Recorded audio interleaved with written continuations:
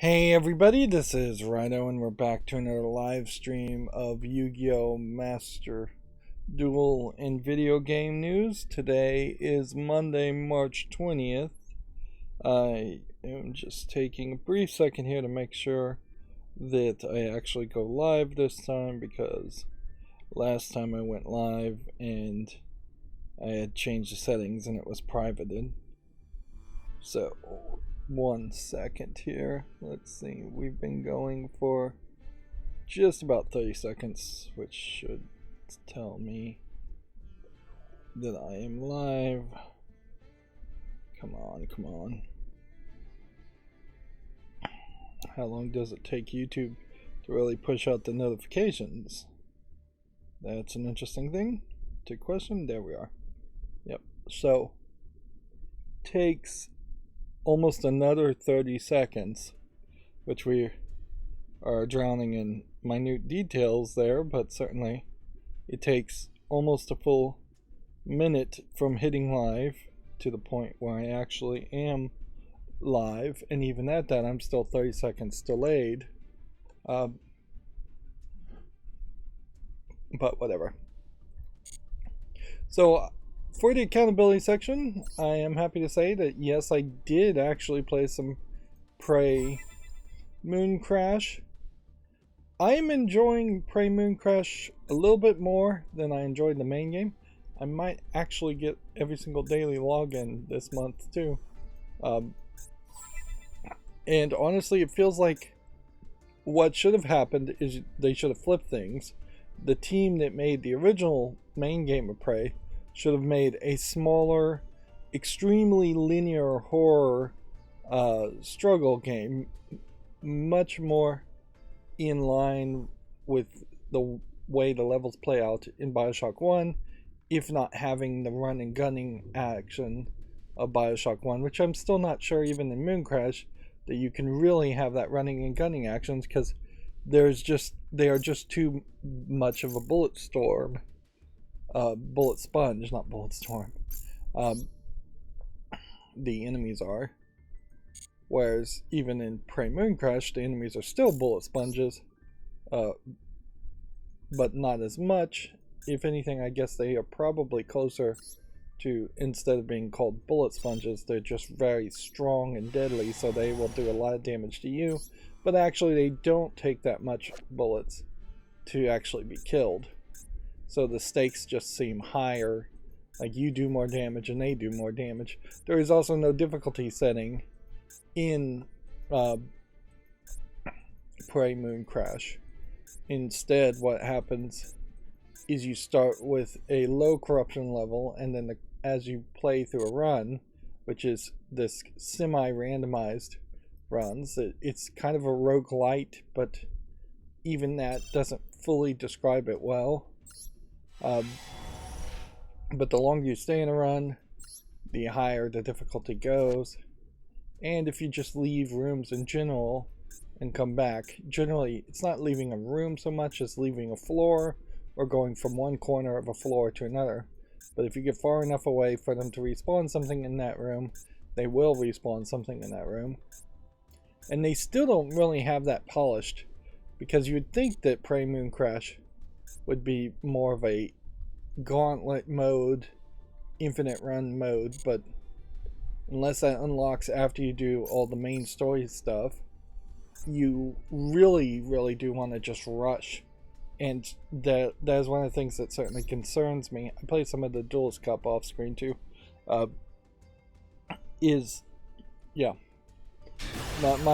main concern here is that since there is a goal to have unlock the 5 characters that you can play as, which are different characters with different abilities, after unlocking that, there's a goal, probably one of the final goals, to try and save or help each of the 5 characters escape the moon through different means. There's 5 different ways you can escape. There's 5 different characters. You can only escape with one character, it seems like. But the like the timer on that makes that feel unlikely to happen unless at a certain level the game just gets really easy by putting really strong singular enemies in place of multiple smaller middle tier enemies. There's one enemy too that's like a Typhon tentacle, and I'm just not sure that that doesn't kill you the second it touches you. Either it kills you the second it touches you, or it does a massive amount of damage. But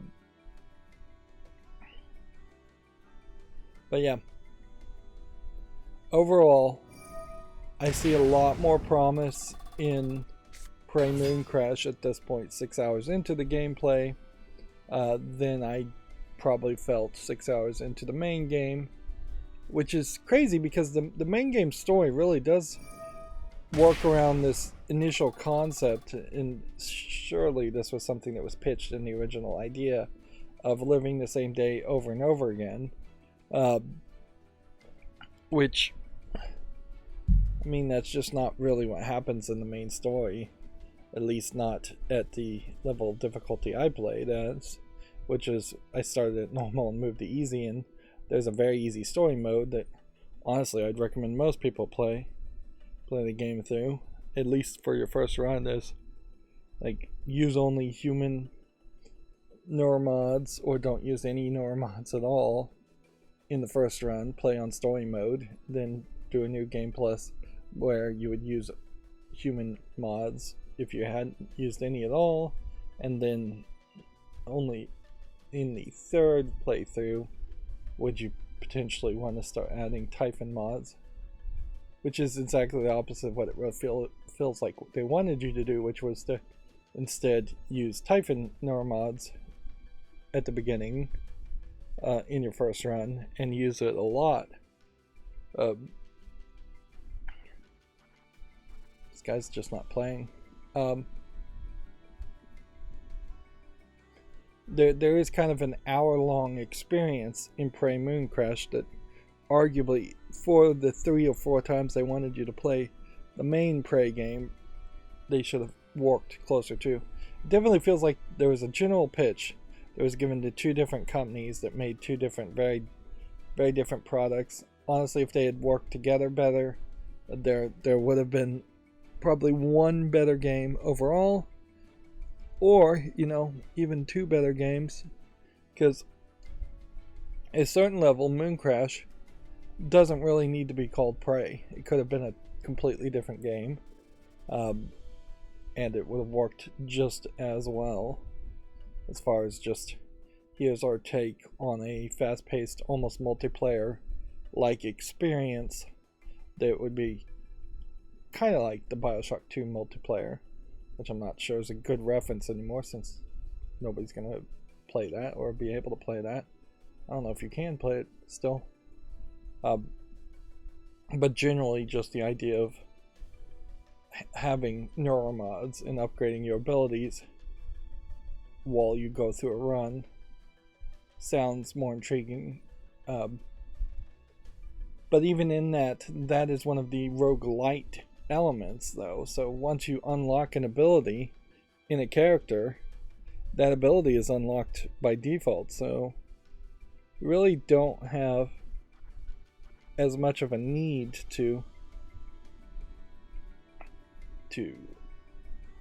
like collect a bunch of neuromods or get a bunch to upgrade your character throughout your playthrough or one run.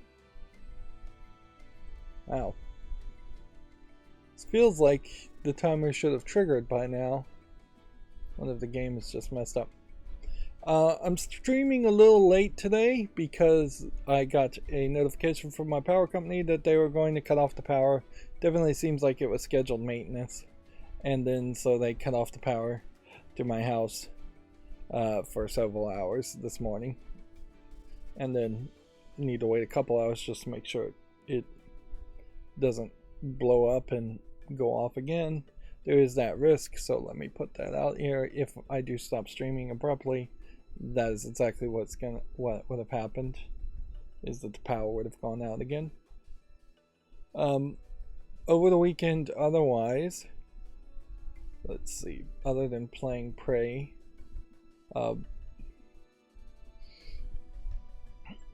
I also did the Steam Deck stuff, and I guess we should just jump into the news. Steam Deck shopping or wishlist shopping. Honestly, my budget's still just busted at this point, so I don't think I'll actually spend any money. Good news is my irrigation system does seem to be working fairly well. It still needs a lot of help as far as just more hoses and sprinkler heads. But yeah, I did go outside and try to reseed my grass in some places where grass had not grown last season. Also put down animal deterrent because some skunk apparently has decided to take up residency near my house just to annoy me and sprays like every morning skunk spray. I hope it is outside the house, but there is always a possibility that somehow they figured out a way to get inside the house, inside like the roof or something. I don't know.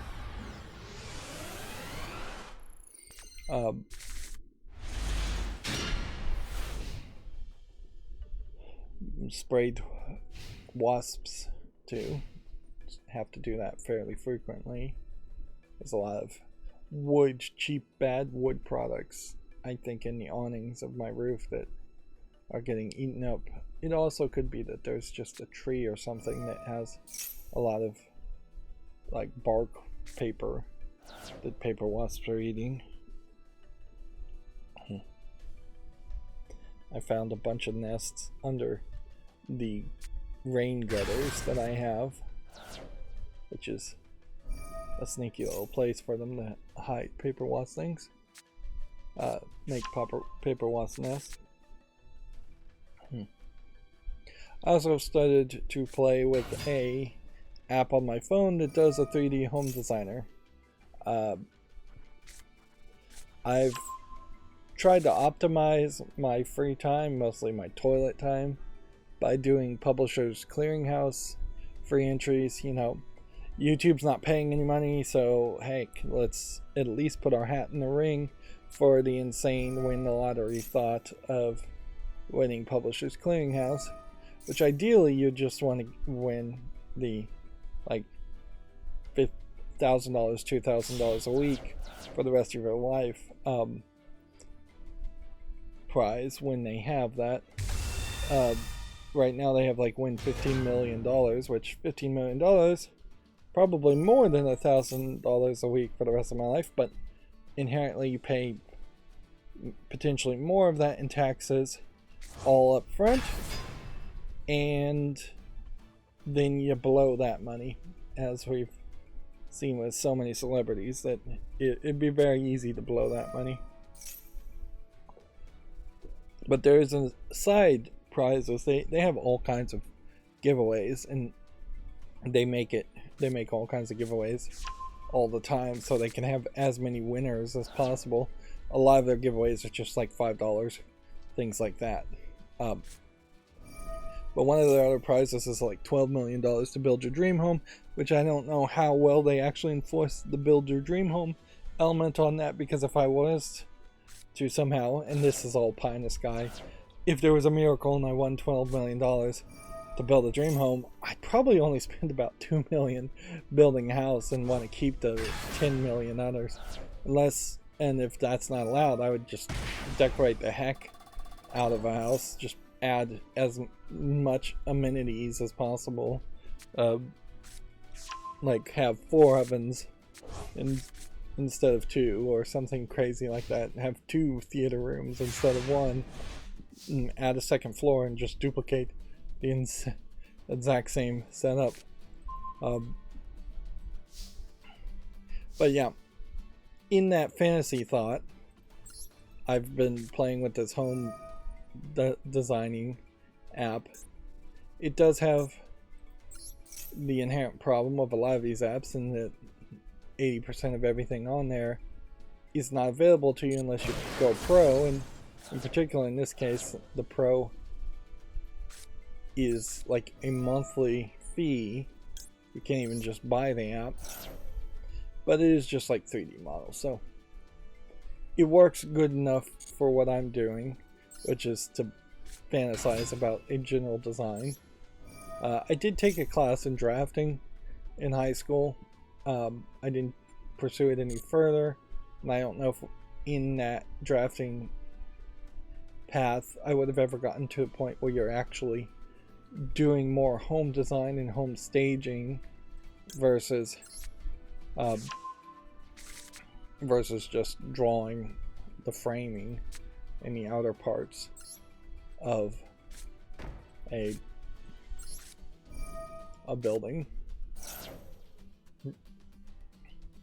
But yeah, I've been goofing around with that, designing something that would help me very possibly not even design what I really would want, but just get an idea on paper of what I would really want, because I would like to build a new house.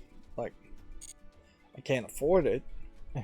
This is basically saying the same thing anybody else would say, but yeah, I've never really lived in a brand new house, and most of the houses I've lived in have been particularly old, so the constant problem of running into just question marks about who worked on what when and were they a good construction person always lingers around old houses.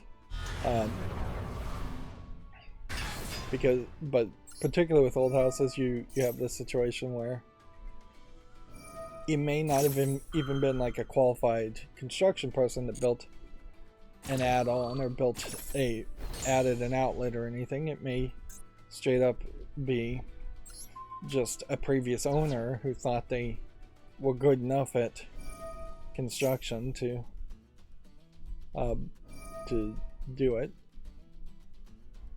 There's just a whole lot of DIY, and that's not to say that all DIYers do things horribly and all construction people do things perfectly. If anything, it's mostly everybody does everything horribly, and you just have to have a general contractor who's pretty OCD to make sure things that are important get actually done right.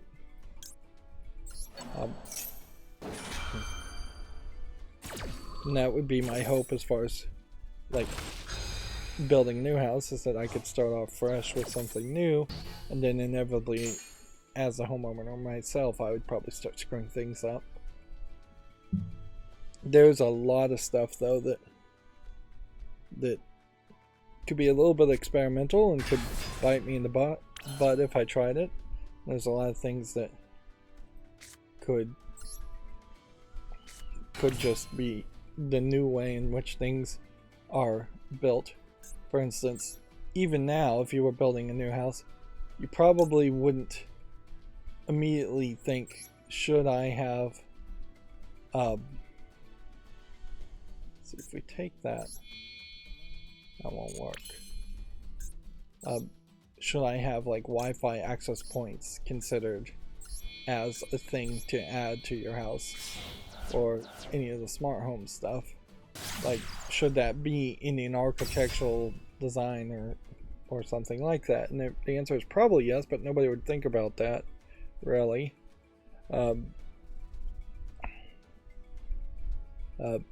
Should you consider having a network closet that runs networking cords and AV cords to every TV in the house? Yes. Should you even have TVs in your house at this point? Probably. Still.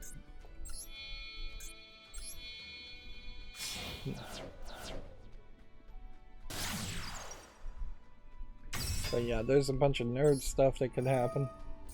One of the things I'd like to do is have really wide hallways and a lot of airflow in general, but as a side note, but just like really, really at least 6 foot wide hallways always. No point in the entire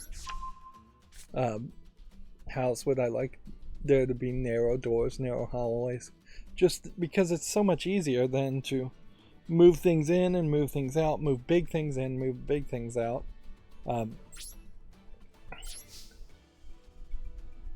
But also it gives you this opportunity, if you have what I've designed, and I probably should change it somewhat if I think of something better, is almost an H pattern where there's a long hallway on the left, a long hallway on the right, and a big kitchen in the middle. And on each hallway being so wide, bookcases full of, say, Lego to display, or DVDs, or actual books even, whatever your pick, could line both sides of a 6 foot hallway, take out 2 feet on both sides, and then you would lose, you'd be down to like a 2 foot hallway. So that's probably not the right thing. They take out 1 foot, yeah, not 2 feet anyways. Yeah, they could take a foot on each side, bring it down to a 4 foot hallway, which is kind of narrow but about average. That is one thing specifically about this app too that that it really screws you over on, is that they've intentionally made the game, the app,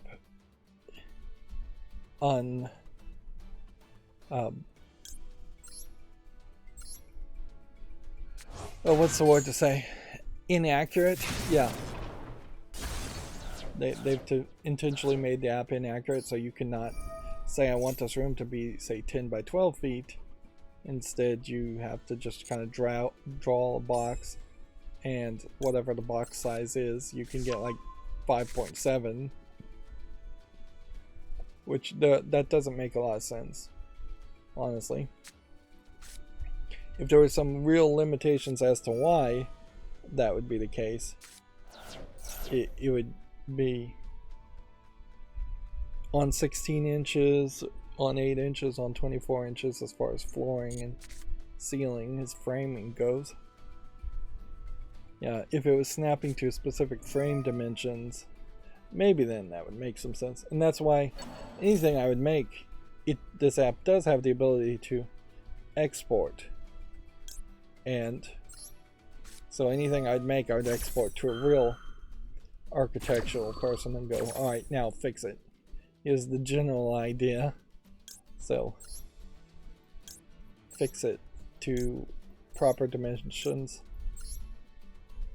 And while I would like all rooms to potentially be like 12 by 12 feet as far as bedrooms and things, I'm not so obsessive that I'd actually measure to make sure the inner dimensions outside of the walling was inside the walls were 12 and 12 feet.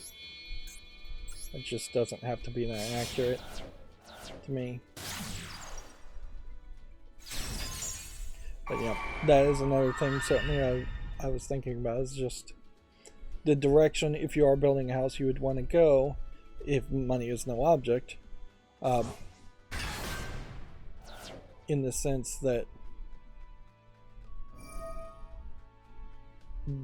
in the United States, 2.5 kids is still probably an accurate guess. So you want potentially 2 bedrooms, a master bedroom, and an office that can be converted into a bedroom. Also, even if a depression really locked in the United States and people started having fewer kids, 2.5 bedrooms is still really the smart move, because you then move towards the idea of multi-generational or multi-family buildings. So ideally, you don't want to go crazy and have like 4 bedrooms and 2 master bedrooms, things like that. But you want to cheat that by having bigger bedrooms in the first place. So don't make a 10 by 10 room if you can avoid it, which I definitely am overbuilding in all the sizes anyways here, since money's no object, but you wouldn't make a 10 by 10 room because there's just no realistic way in which you're going to take 10 feet by 10 feet and split it in half. Best case scenario, you go diagonally across the corners, and then you have a triangle that has like one bed facing diagonally towards the center of the room, and this would be like a twin bed and another bed facing diagonally, or one bed like at a proper right angle on one of the triangles and one bed on the other.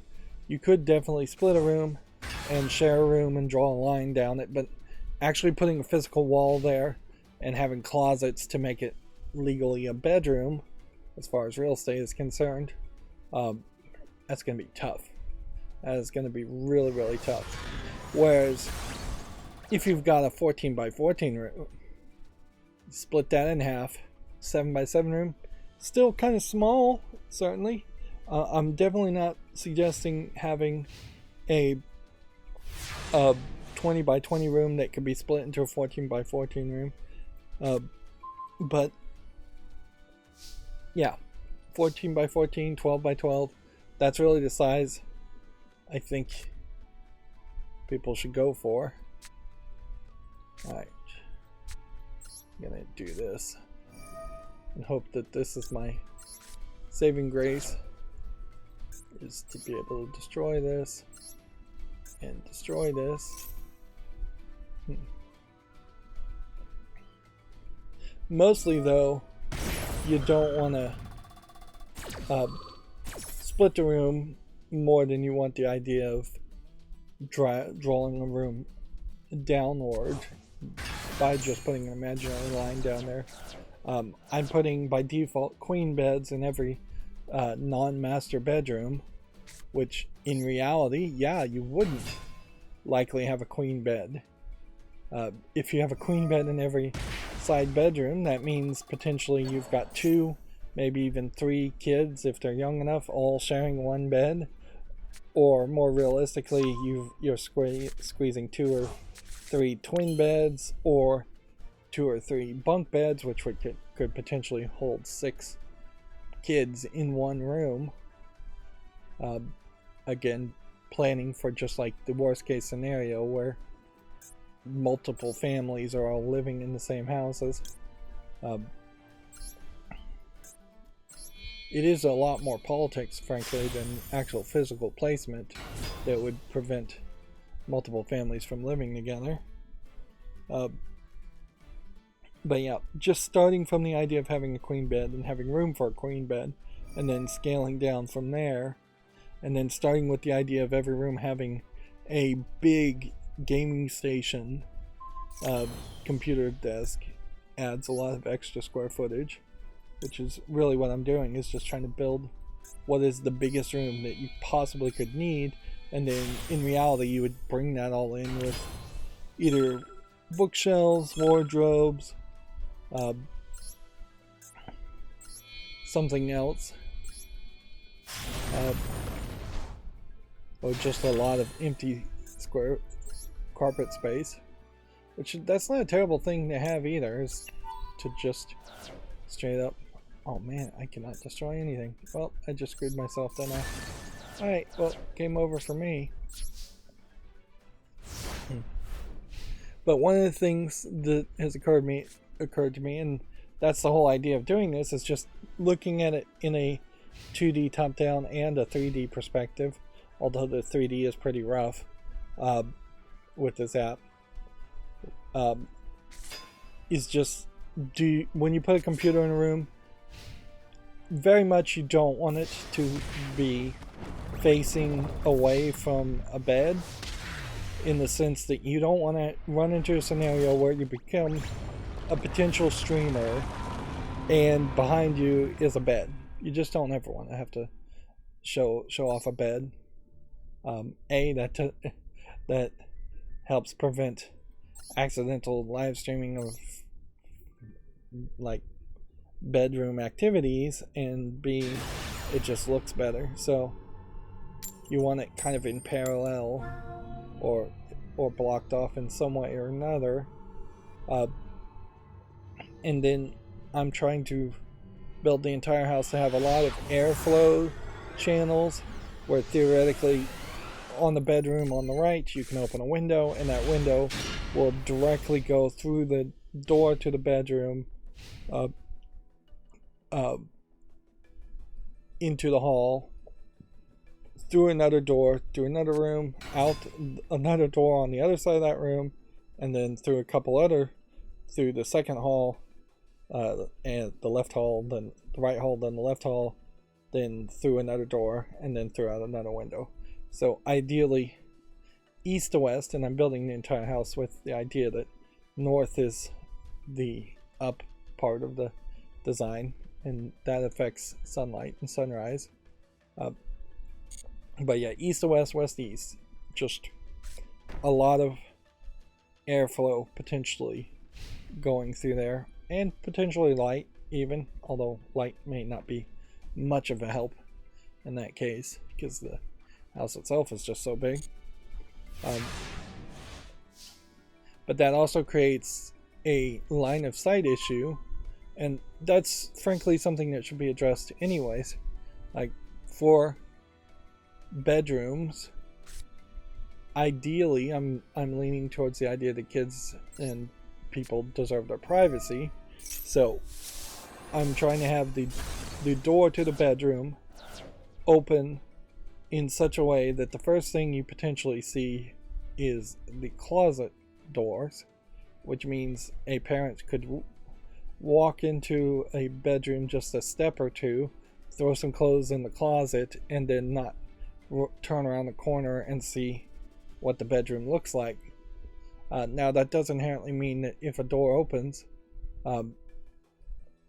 that you're not going to instantly be able to look and see who's opening your door, but I think that is better.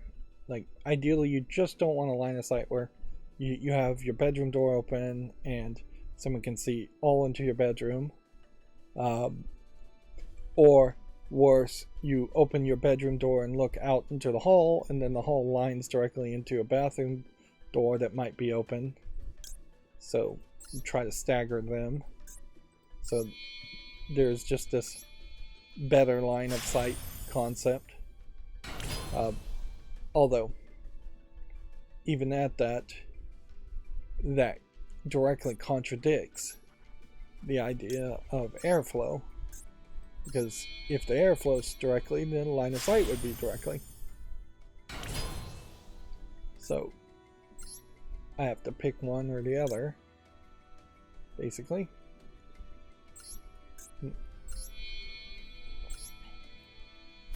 Yep.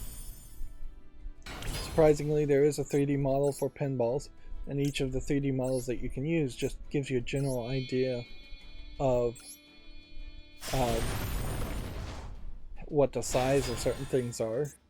So putting 4 or 5 pinball tables in the home office tells me, alright, that feels like a reasonable size home office to turn into a game room. Or putting a billiard table somewhere tells me, alright, this is the right size for this room, and gives me some touchstones as far as physical size. Alright, I think I screwed up here.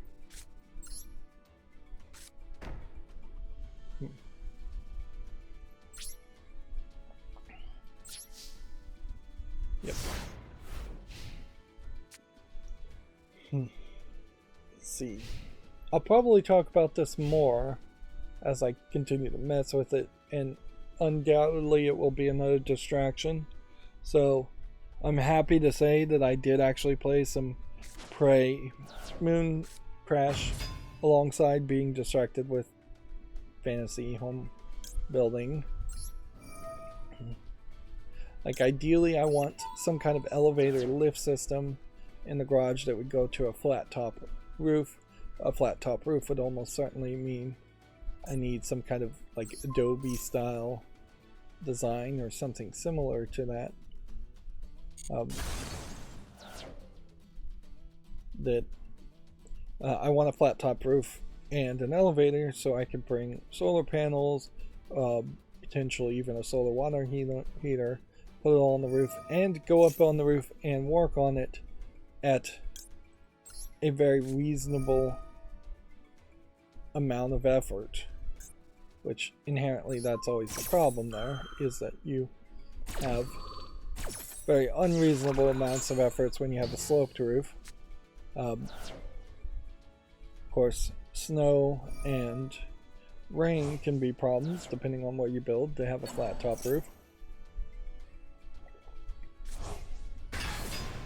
Arguably, it would be nice to have like a sloped glass top roof, which that's a thought that I hadn't thought of before.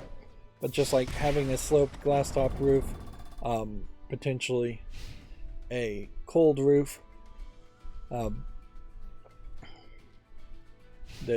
was designed to let snow stay where it is instead of potentially melting and sliding off a roof from the heat of the house, or melting and leaking into your ceiling through bad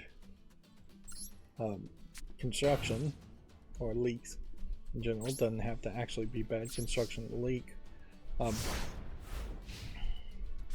yeah, just being able to have a flat surface to work on solar panels, which inevitably I expect over the life of a brand new house, you could have 2, 3, 4 generations of solar panels swapped out. Just if efficiency becomes more, just utilizing it.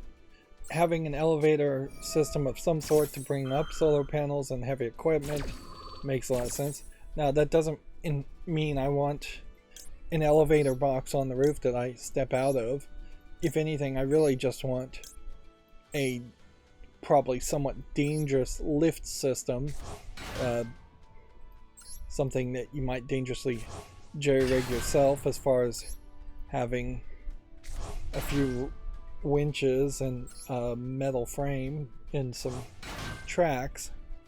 But that's basically all I would want, is just like a metal roof cap that swings out of the way and the floor lifting up on kind of a winch system. It doesn't need to be crazy. The other thought certainly is you could have a elevator that is flat on the roof and then it pops up out of the floor, and I'm sure that would be really expensive. If I'm going to add a second floor, I definitely would want an elevator that was a more proper elevator in that scenario, because that is one of the things I want to also build a house for, is for it to be disability friendly. 6-foot wide walls accounts for some of that too. But inherently the trend is people that can't afford houses are potentially going to be disabled in their old age, and are potentially going to be old where they can't afford old houses. There is definitely a possibility, though, you build a house too expensive or too fancy for a region, and then just nobody can afford it.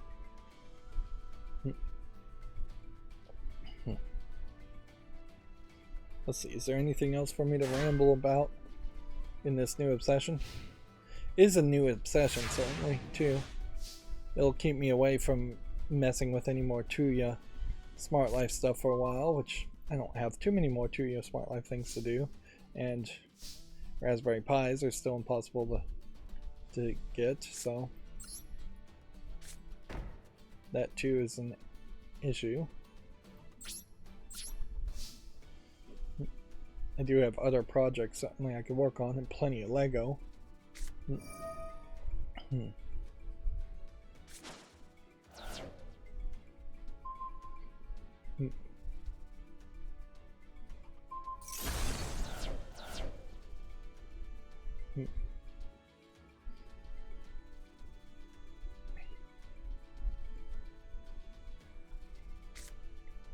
Let's see. Yeah, I'd like to make all of the bathrooms have drain pans throughout the entirety of the floor, so that you could potentially have a long hose on a shower handle and spray any part of the floor, ceiling to floor, down and clean it, or power wash the whole thing if necessary. Like I wouldn't go as crazy as having like either a mister system or just faucet heads, shower heads in every corner just to spray every square inch. Inherently, there is just going to be stuff in a bathroom and a shower that you won't want to get wet. Outlets in particular, you're going to need some more outlets in modern times in bathrooms than you would suspect. Although arguably there is a potential there where we might go to non-contact wireless charging for devices, particularly in bathrooms. So there are just no outlets at all. But you probably are going to have lighting fixtures, and you wouldn't want to spray those down, directly immerse them in water, submerge them in water. But yeah, first thing I designed was a big master bathroom with a big quarter circle jacuzzi and a big showering area around that. And because it was kind of in a corner, and every room, every bathroom, bedroom, things like that, have to, by fire code, have 2 forms of egress, which means 2 ways you can escape in case of a fire, or 2 ways to exit. Egress just means exit. That requires me to put up a window in a bathroom, and you don't want the windows to be too big, so I put them high up. And then theoretically, if you were going to try and climb out of that window because of an emergency, you'd need a ladder or something, or at least a counter to climb on. And since there wasn't a counter in the bathroom, I was able to construct a couple of cubes as just a general shape and make a almost pyramid-like shape. Yeah, a quarter of a pyramid-like shape that you could climb up in an emergency and climb out the window. And there's no counter because the bathroom is literally a bathroom, and it connects via like a glass fog sliding door to a toilet room or water closet that has a toilet and a sink and vanity and all of that in it, which that too has a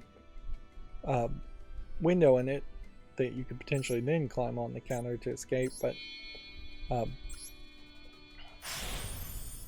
technically it also has 2 doors, which might be considered enough forms of egress by fire code anyways.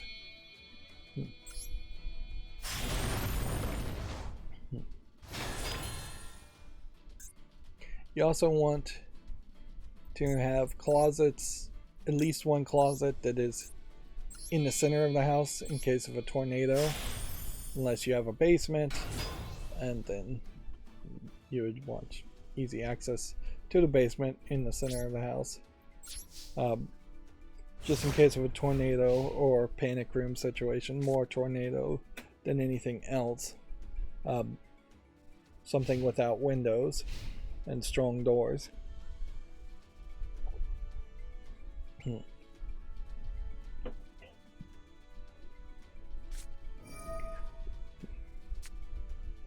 Yeah, ideally for a home cinema, you would like to build a room within a room so you can sound isolated, and that is the best temporary way, I think, to do anything, is to say, tell the contractor, alright, build me this room, put carpets on the floor, wall, and ceiling, as much carpet cushioning and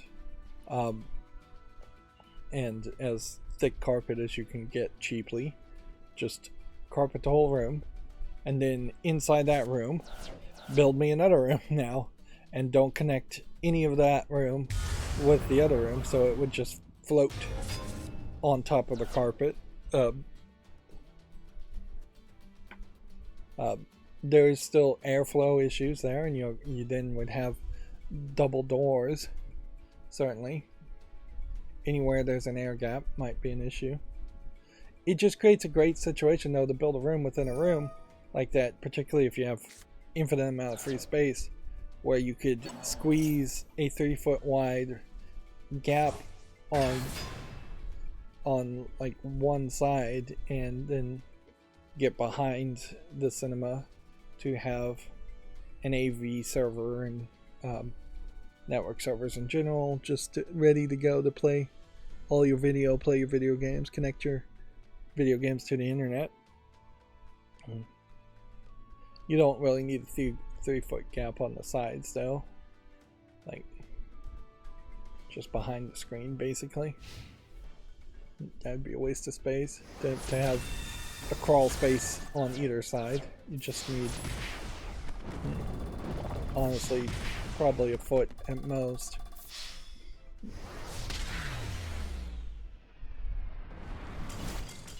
Yeah, and I guess I have to apologize about rambling about all of this because it has nothing to do with video game news.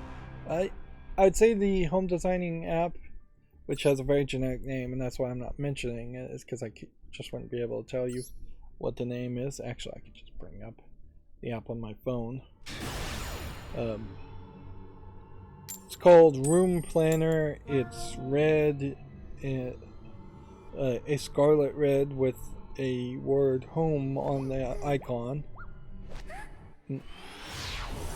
So yeah.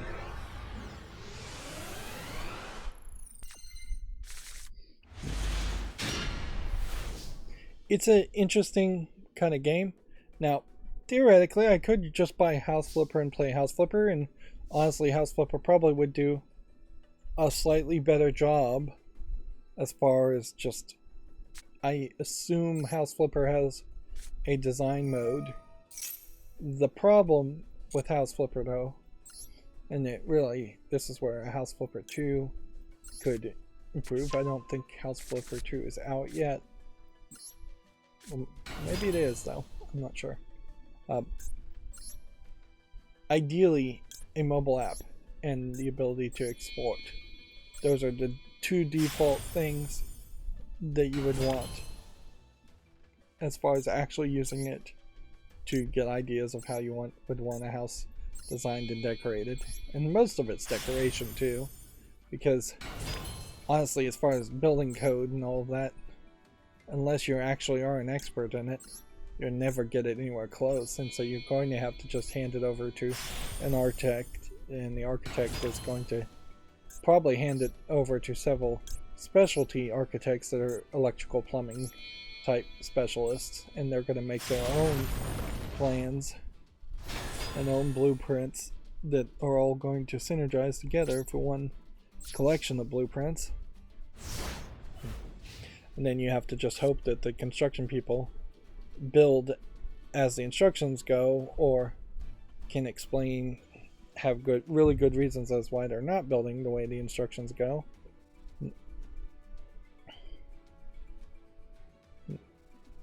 Most houses are built on pre-made plans, which have been designed and copyrighted and patented. It's cheaper to buy those pre-made plans and license them than it is to do something new from scratch each time. So even if you feel like you're getting a new foundation house that is basic construction, you still really are getting a pre-manufactured house as far as the description of how things are going to be laid out. Little changes can be made, certainly, but there really isn't that much variety. And it's just not financially viable to have every house be drastically different, because then you just will never know if it passes inspection or not. And that creates this uniformity on the outside, and it creates a uniformity on the inside And only after a lot of modification does the house start to differentiate itself from other houses.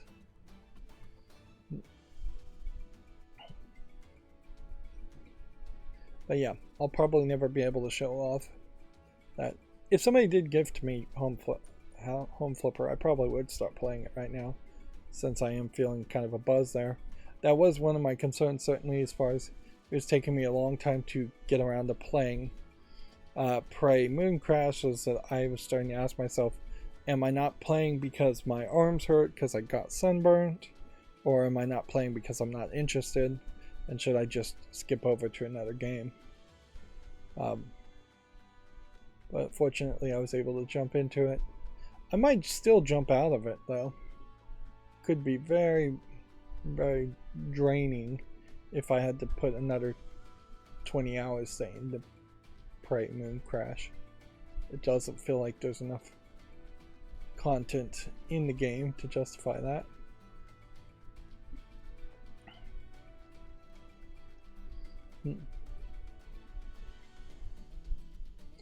And certainly I cannot blame anybody for calling me stupid and wasting my time to fantasize around the design of a house that I'm much closer to being homeless than I am to winning like $12 million or some other way being able to build a house.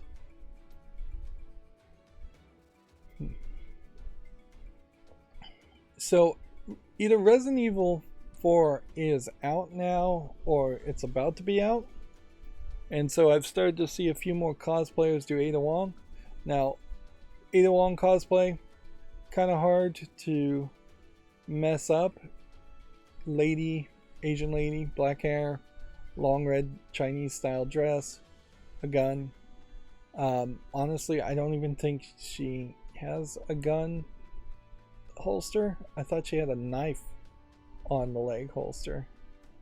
Like, these shoes may be too high, but it's really, really hard to mess up this kind of cosplay and not be able to say this is Ada Wong.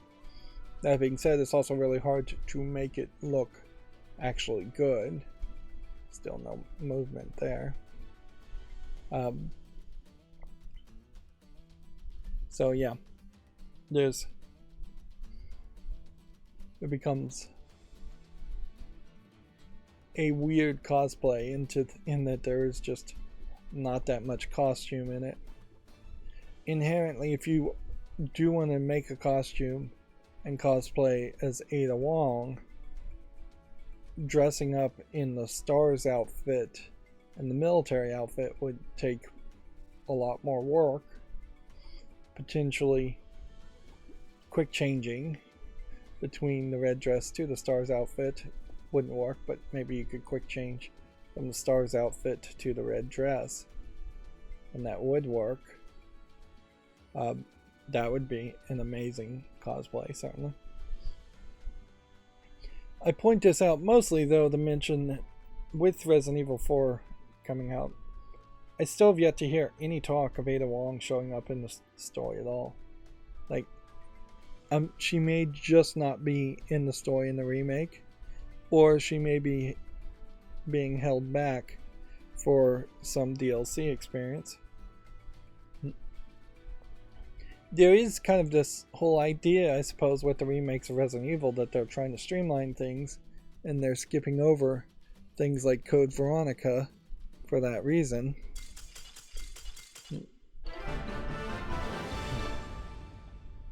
Well, time limit win. I'll take it.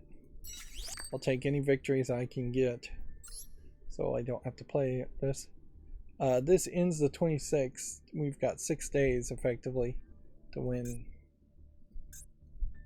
potentially 20 more games, which that's kind of a tall order. Apparently, Platinum Games has this display wall for their games in their office. I don't know if this is one of the companies that got a new office? I don't know. But they did apparently add Bayonetta Origins into their Walk of Fame alongside a gorgeous poster. Here is some people. One of these guys not being Japanese from the looks of them. Apparently it's being put right next to Babylon's Fall. So what they straight up have is like custom carpet that they put in front of their display. It's not a terrible thought as far as just highlighting your work. Director Ababe Tinari, director Tomoki Nishi, and producer Koji Tanaka. This guy must be Japanese. Wow. Didn't play fast enough. How come it takes the opponent like 5 minutes to lose via time, but it takes me only 30 seconds?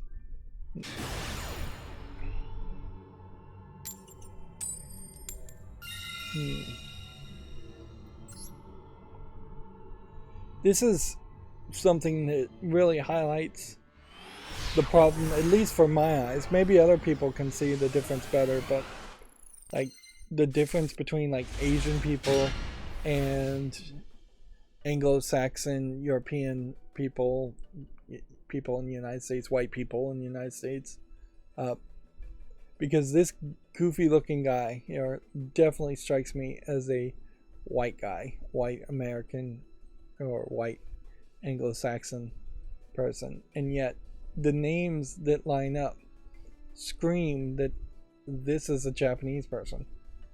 Now this one obviously is an Asian, but you can see in the like arm and wrist here and face, the skin color is pale and white as much as anything else. He's a little more tanned in this picture. And then she obviously is Asian.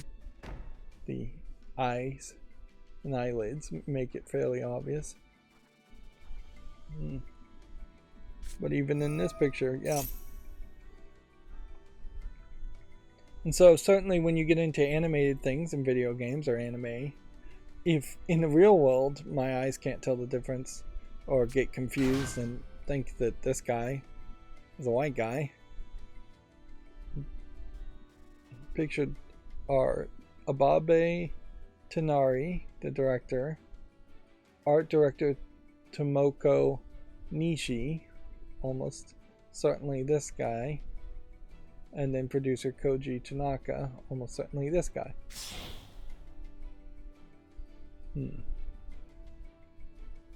Yeah. It creates a weird thing. They also have a song that they're highlighting from Bayonetta Origins, so they're really pushing Bayonetta Origins hard. I've yet to see a lot of reviews for Bayonetta Origins, but I'm not seeing people absolutely hate it either. So it does seem like they may have a little bit more success. It still definitely feels like that was supposed to be some kind of DLC, although inherently I'm not going to complain about people making something that was potentially going to be DLC and selling it as its own separate game. I think that is definitely the way to go instead of the DLC nonsense. Particularly in the case of Bayonetta Origins, where the character is different and the story and the target audience potentially is even different. Dying Light says that Dying Light 2 is now verified for Steam Deck compatibility, which, yay. Steam Deck's still on sale, 10% off. Still almost certainly the best deal you're going to get in the next 365 days to buy a Steam Deck. Even if they were to announce a Steam Deck 2, at the moment the prices on that would probably be an extra $100 or $200 on top of what the current Steam Decks are selling as, and I wouldn't be surprised if they continue to sell the Steam Deck 1s if they were to announce a Steam Deck 2. Like, part shortage and just chip production improvement is not moving very fast at the moment. So yeah, there is a potential 3, 4, 5 years down the line we'll have amazing new technology, but mostly I've seen cooling technology that might be great. As far as CPU GPU rendering stuff, miniaturization could help a little bit, but without cooling that's still a big problem. And unless we just jump into quantum technology, which we probably aren't doing in the next 10 years, I don't think that there's a lot of room for improvement. They did just roll out like PCI Express Gen 5 SSDs, but the optimization there is yet to really have happened, and honestly your SSD is still, even now if you had a Gen 4, not really going to be the bottleneck for anything. Level loading's not going to get much faster by moving from a Gen 4 to a Gen 5 at the moment.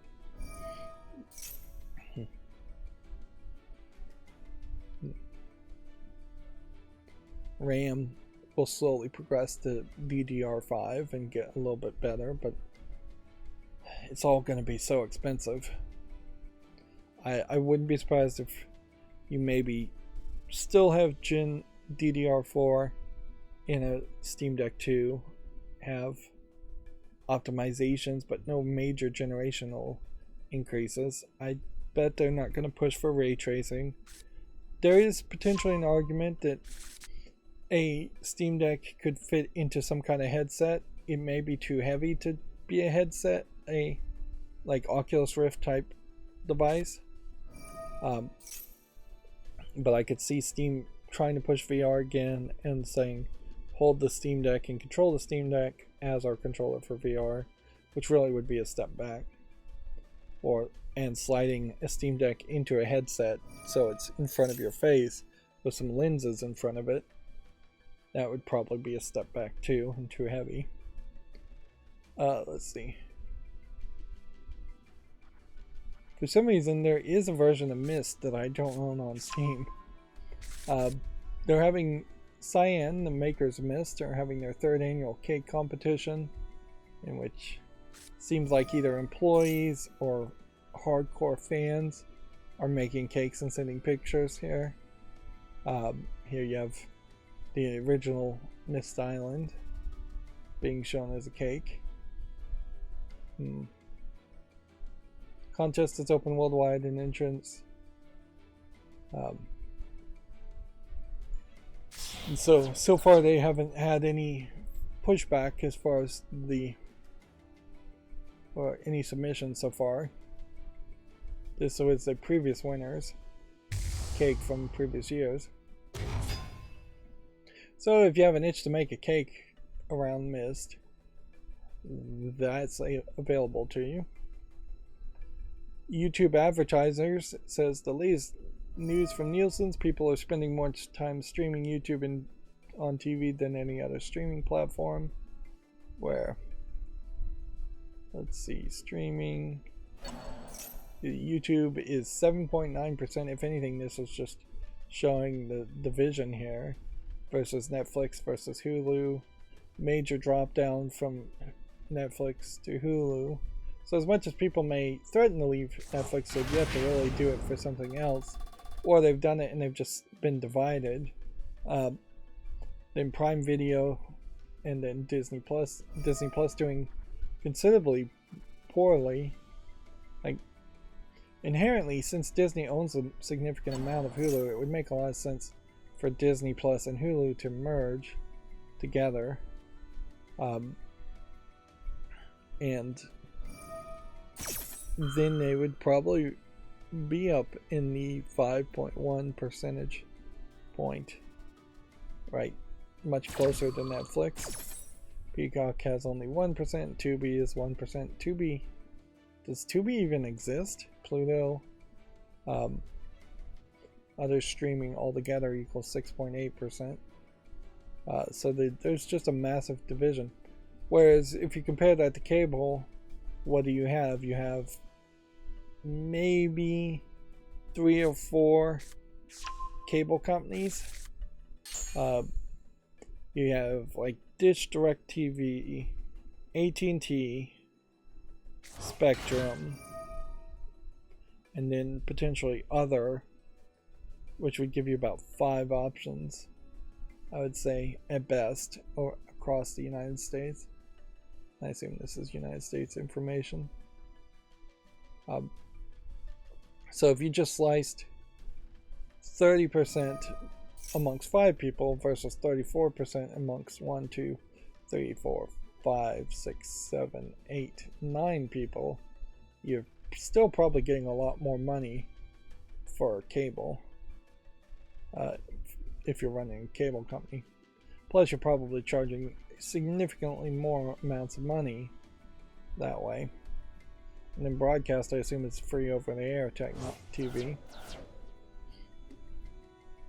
As a content creator, do I have anything I can do with that information, even if I do believe Nielsen, which there's definitely an argument to not believing Nielsen? Not really. There's really just not much that can be said or done around that. As a YouTube content creator, I just need to always strive to try to make the best content I can possibly make. Last time we showed off a Cammy cosplay, so here's a different Cammy cosplay, or at least a different photo. You have an odd kind of Dutch angle tilt on the camera, and kind of an odd pose going on here on the character. But once again, you run into Cammy being too easy of a cosplay, and so yeah, most of the people I'm following are just cosplay thoughts. Oh, which, not to be insulting, but that's probably the best phrase to use. You can see this outfit, whether intentionally or not, is fairly tight around her abs and is stretching to a different color as far as around her breasts. So you're getting definitely some shading here, whether intentional or not, which may not be in line with the way the character actually looks, or may be. I'd have to look at a picture of Cammy. The problem with it doing a Street Fighter character is you're almost certainly going to have ridiculously thick, muscly thighs or arms, and that's going to be pretty impossible to copy. These stockings look a little bit better painted with the green swashes. It's hard to tell. Looks like the bracers look about the same. The hair looks better than what I saw last time I streamed. But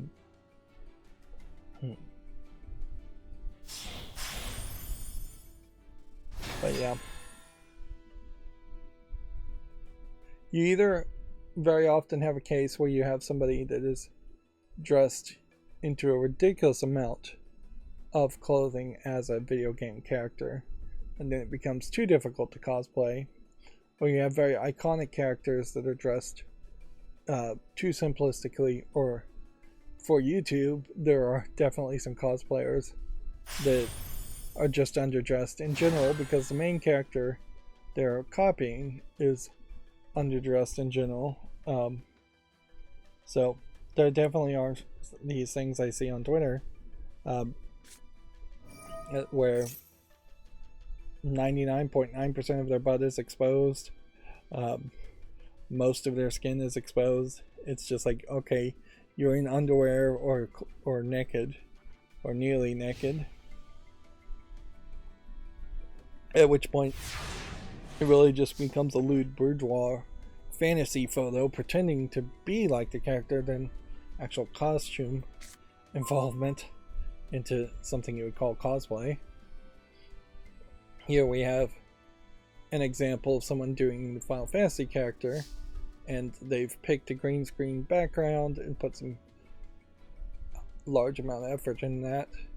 They look like they've probably taken some pipe connectors and spray painted them silver to make silver. bracelets. You've got a ring. You've got prop. You've got fingernails painted and showing that off. You have a jacket that looks like this was custom made. You got a ton of makeup and hair. It looks like real hair and makeup. If anything, it feels like a lot of this may have just been photoshopped after the fact. And then you have this dress under the jacket that also is very much in line with, I think her name is Tifa as a character. She is immediately recognizable as that character. Arguably, maybe too much of a tilt of the face, too far away. I don't really see a great reason to have this much of a side profile on the character, but definitely a decent amount of cosplay going on there.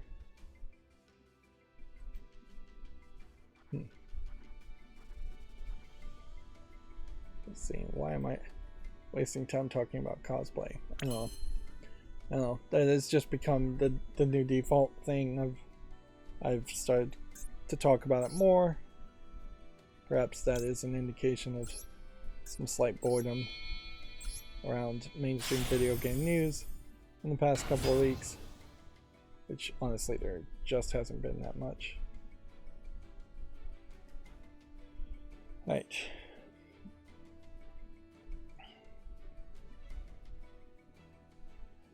Censored Gaming said 23 hours ago that GTA, the trilogy, is now available in Saudi Arabia a year later than everybody else.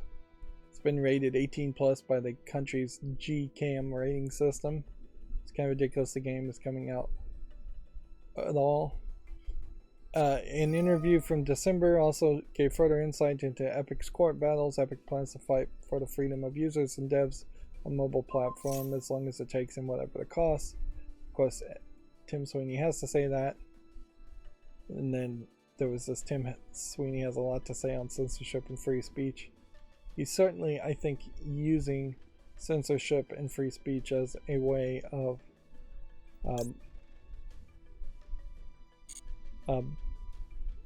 trying to get people on his side against Apple. The other thing, though, that's happening with censored gaming is I didn't get the full story, and honestly, it's when you hear these sob stories happen over and over again, I don't know. The more sob stories you hear, the more you give less credibility to the sob stories. But he did say he was having housing trouble, and apparently, the next twist in this, it seems, and I'm just going by headline, is that somebody has stolen his credit card and tried to run up a whole bunch of bills on that. And that somebody may potentially, allegedly, we'll say, have been one of the housing people he was dealing with, whether it was a former landlord or a landlord that he was trying to move to a new place with. It is very much a big and somewhat unexpected sob story for censored gaming to come about like this.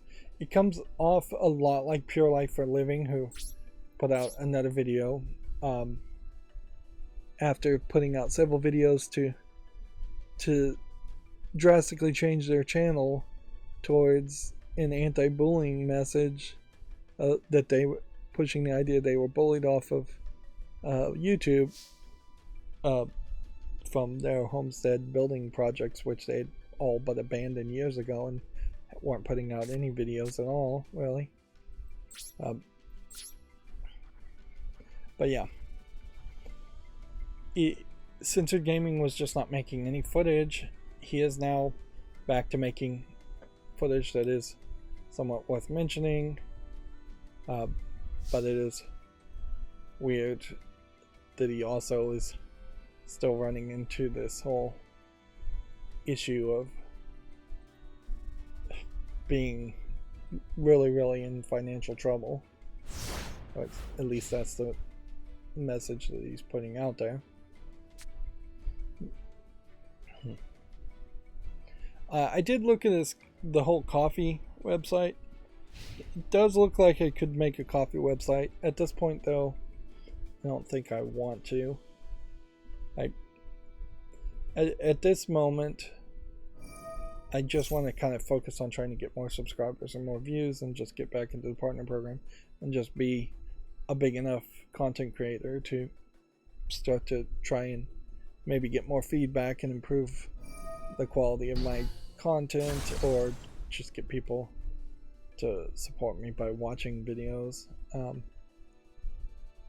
At some point, if I have free time, I could see going back and reevaluating the coffee idea and the Patreon idea. The one thing I have thought is I am going to try to retrain my mouth to say social and support links are down below in the description at the end of the stream, instead of going through a longer spiel around just like, there's a Patreon link, or you can friend me on Steam and get me a game off my wish list to support me. Like, I'm just going to try to make the wrap up a little bit better, and maybe I need to change the description to accommodate that better, but I probably won't get around to that for a while. So we have 3 days until the spring sale ends, and every day you were supposed to have gone to a different category and claimed a sticker. These stickers don't really mean anything at all. The categories arguably don't mean too much either. It is just yet another way to potentially present games to you that you might want to buy. I did... Is this an adult game? Yes, it is.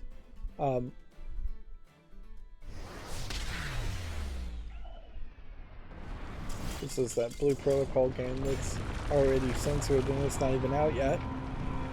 I did see an article about like the top adult games to play in 2023. It was definitely a Facebook type clickbait article that was talking about games that you could play in 2023 but didn't come out in 2023 or even 2022. It's just like, here's Lady Killer in the bind, and half of the adult games they're suggesting aren't really adult games in the sense that they have they have adult sex content in it. There is this problem, I realized. Frankly, I didn't have that many Steam points since they've introduced this point shop of useless points. But what really sucks here is that Steam Deck items are now being locked behind these things. Effectively, these are skins for different keyboards that you potentially can have, which really that should just be free, not 5,000 points. You get 100 points for every dollar you spend, so they're telling you you need to have spent $5 extra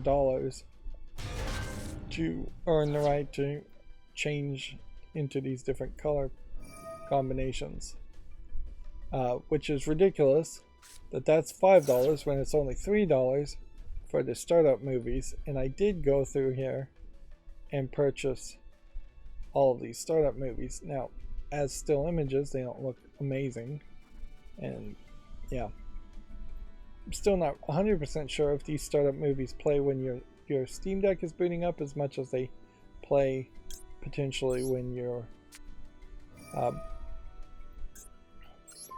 loading up Steam games, which would be a slightly different experience. As far as other things you can get, there's seasonal badges, which are too expensive to purchase all of them, and they get increasingly expensive at 40,000. So spend $400 and you can get this. But you couldn't afford all the others either. You'd have to spend way more than that. Specific profiles for like $10. Yeah. It's kind of alright there. Profile showcases. More of these. All hidden behind points. So they've really changed the whole system in a way that you are going to constantly be pushed to spend more and more money, and even Steam doesn't have that much to buy that you would potentially want to buy every single thing available to you. And you can see some of these are not looked at too closely because this Clarice anime girl with her tongue hanging out probably is very popular for the reasons you would assume. As far as popularity goes, though, it's either something very colorful or it's something that's comedic or lewd.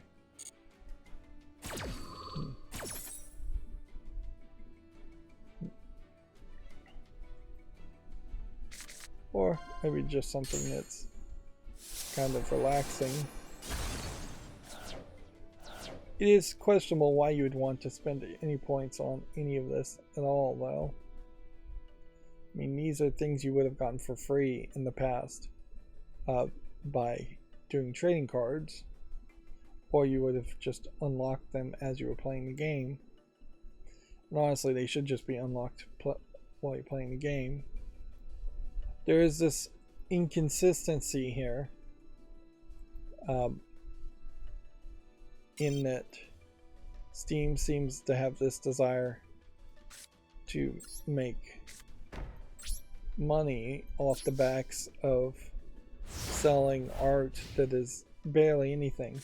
This is, I suppose, an attempt at making an NFT without it actually being an NFT, when this really should just be promotional material that's given away. Like, what is the value of creating good vibes around your game? It's probably more than $1. It's probably more than $2. Here we have Trump and Putin. Which, what game is this from? Well, I can't tell.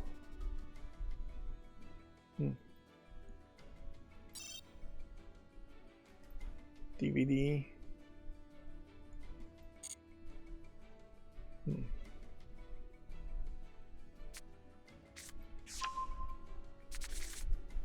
But yeah, I find it very annoying that they would hide load up screens and Steam Deck stuff amongst the point shop and charge a premium.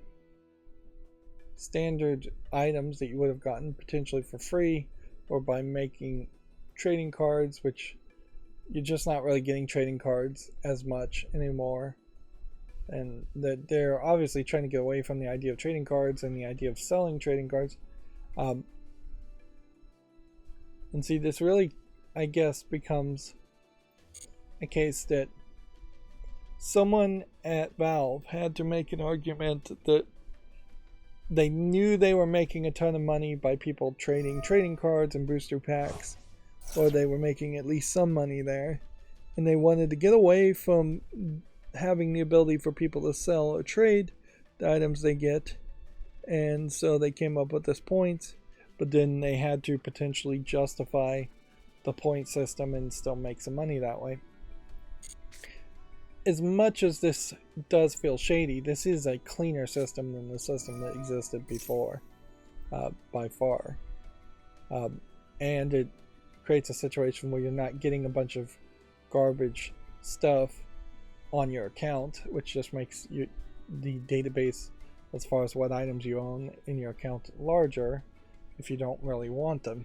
Of course, when you look at like Yu-Gi-Oh! Master Duel, you're unlocking these cards in the game too, so it's much more valuable and free to unlock this in game than it is to spend $5 $5. Yeah, I guess it is $5.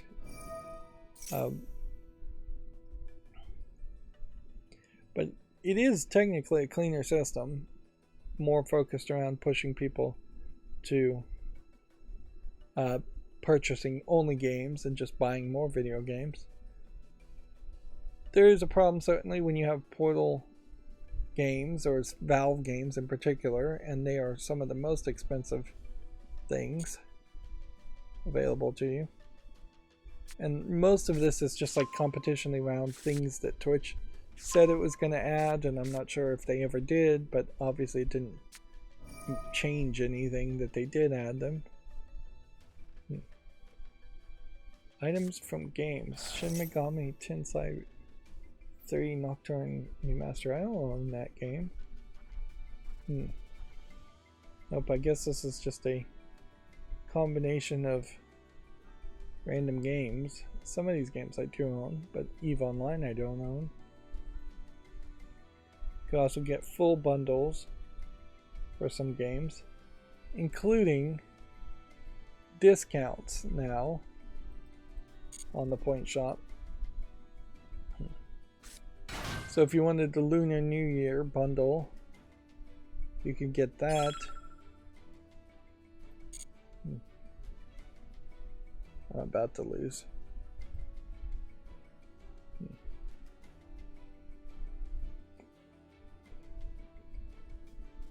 Yeah, Lunar 2019 bundle. It's also available. Team Fortress bundle, Winter Collection 2023 bundles. Some of these definitely would line up around things I already earned a couple of pieces for, so there might be some redundancy in this. Getting the Portal 2 bundle almost makes sense, but at a certain point I think I need to just save my balance points for more opening animations and keyboard things, just in case I ever buy a Steam Deck. It is nice that they're bringing back a lot of these items, though, from previous events.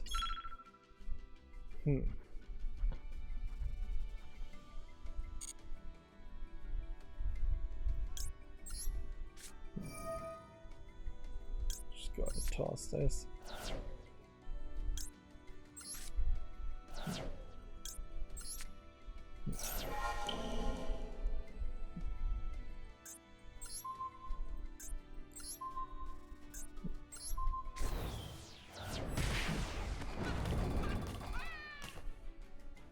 This Dota bundle here has 144 items versus 13 items above, and wants $3,000 worth of purchases potentially to buy that.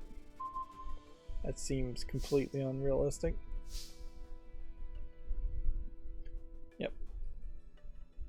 I would say the bundles do look like the best offer though, if you are going to buy anything.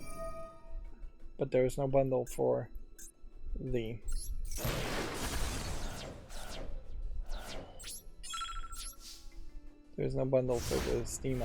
Steam Deck items.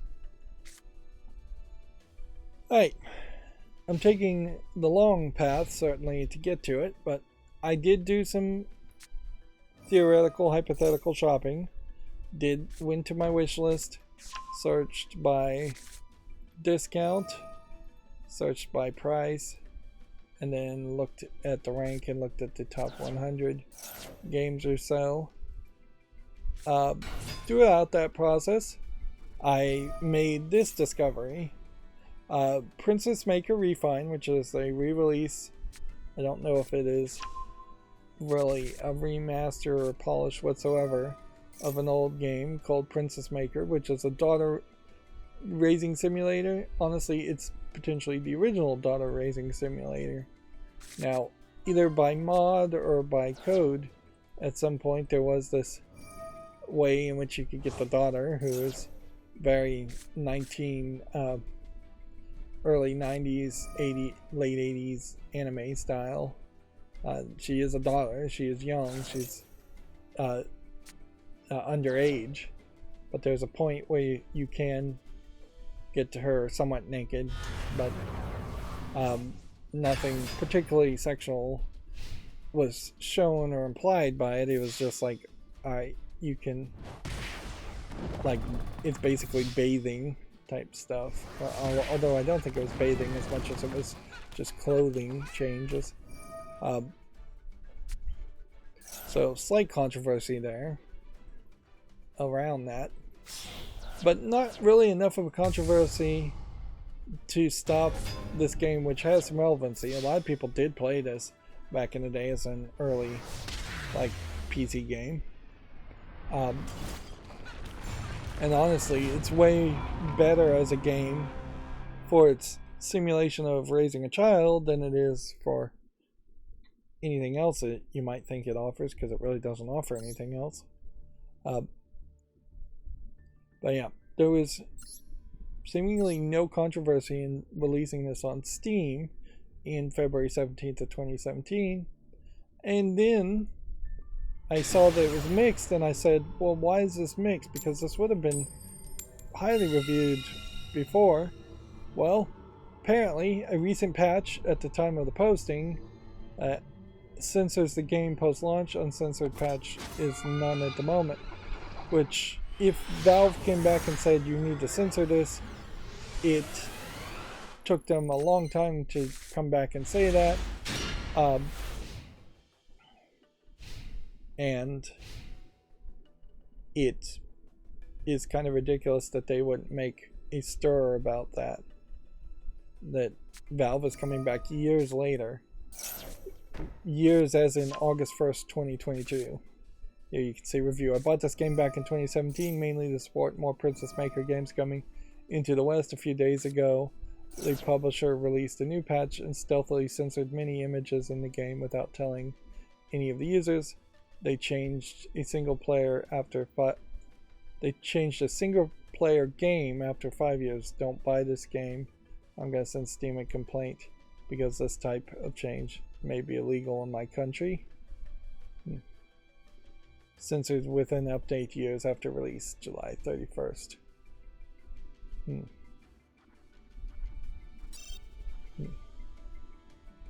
So yeah, the nasty head of censorship once again appears, certainly on Steam, and it's hard to tell if this is from the publisher or the developer's desire, or if it was Steam's desire. Censorship might be more around like this gel slime lady too, if several images are censored. Princess Maker series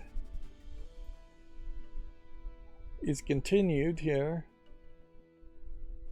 in the Princess Maker 2 Refine, which gives you, I think it's supposed to be a different daughter in the second game, and a different daughter each time. Let's see. Yeah. They look similar enough, but it is basically a different daughter. There's at least 5 of these games in the series, and number 2 I just don't think had anything as much to censor. Yeah, the refined element is updated visual elements.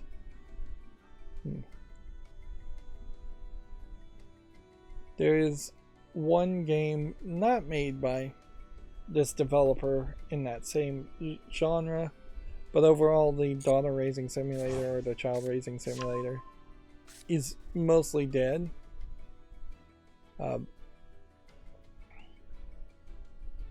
It didn't really go anywhere.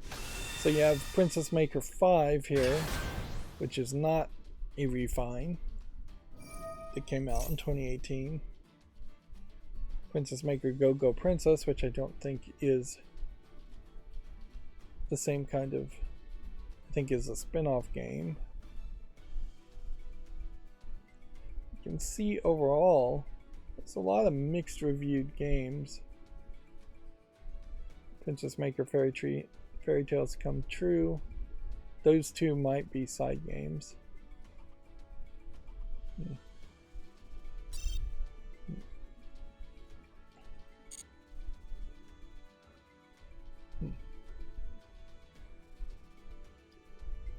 But yeah, in a lot of ways this is potentially a case. Here's Princess Maker 5, where you have a different daughter, and you can kind of see they moved away from the fantasy design so much, and it is certainly, as a newer game, a different animation style. And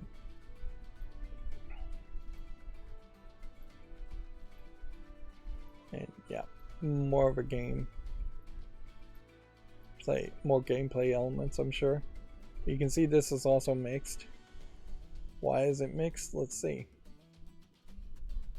I hate doing this. I really love the game, but it's a bad localization yet again that I can't recommend. Until the translation is polished, which I probably won't be, and the bugs fixed, I mean, you're not going to put any energy into localizing the game. Translating a game is more just translating the Japanese text into a language. And it's about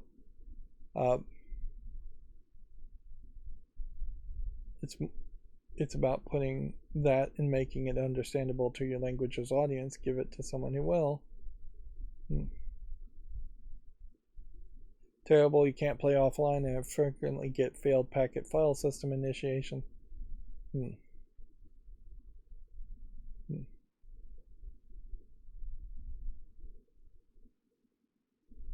So yeah, there's a tragedy here in the Princess Maker series in that they weren't better games. And inherently this runs into a lot of problems by modern standards, as far as just like the reason the Princess Maker series was popular back when it was popular is because you just wouldn't have been able to get very many computer games in the first place. And I probably should stop after this game playing Yu-Gi-Oh! So you were just desperate to play anything and you'd give anything your time. You can see even here on Princess Maker 5, there's a lot of stats and a lot of strategy that you have to focus on. Plus, Princess Maker 1 at least had so many different endings. It branched off in crazy ways, and the only way you possibly could get all the endings is if you had a walkthrough guide or something, or somebody else told you exactly what to do. And it's kind of light on moral decisions.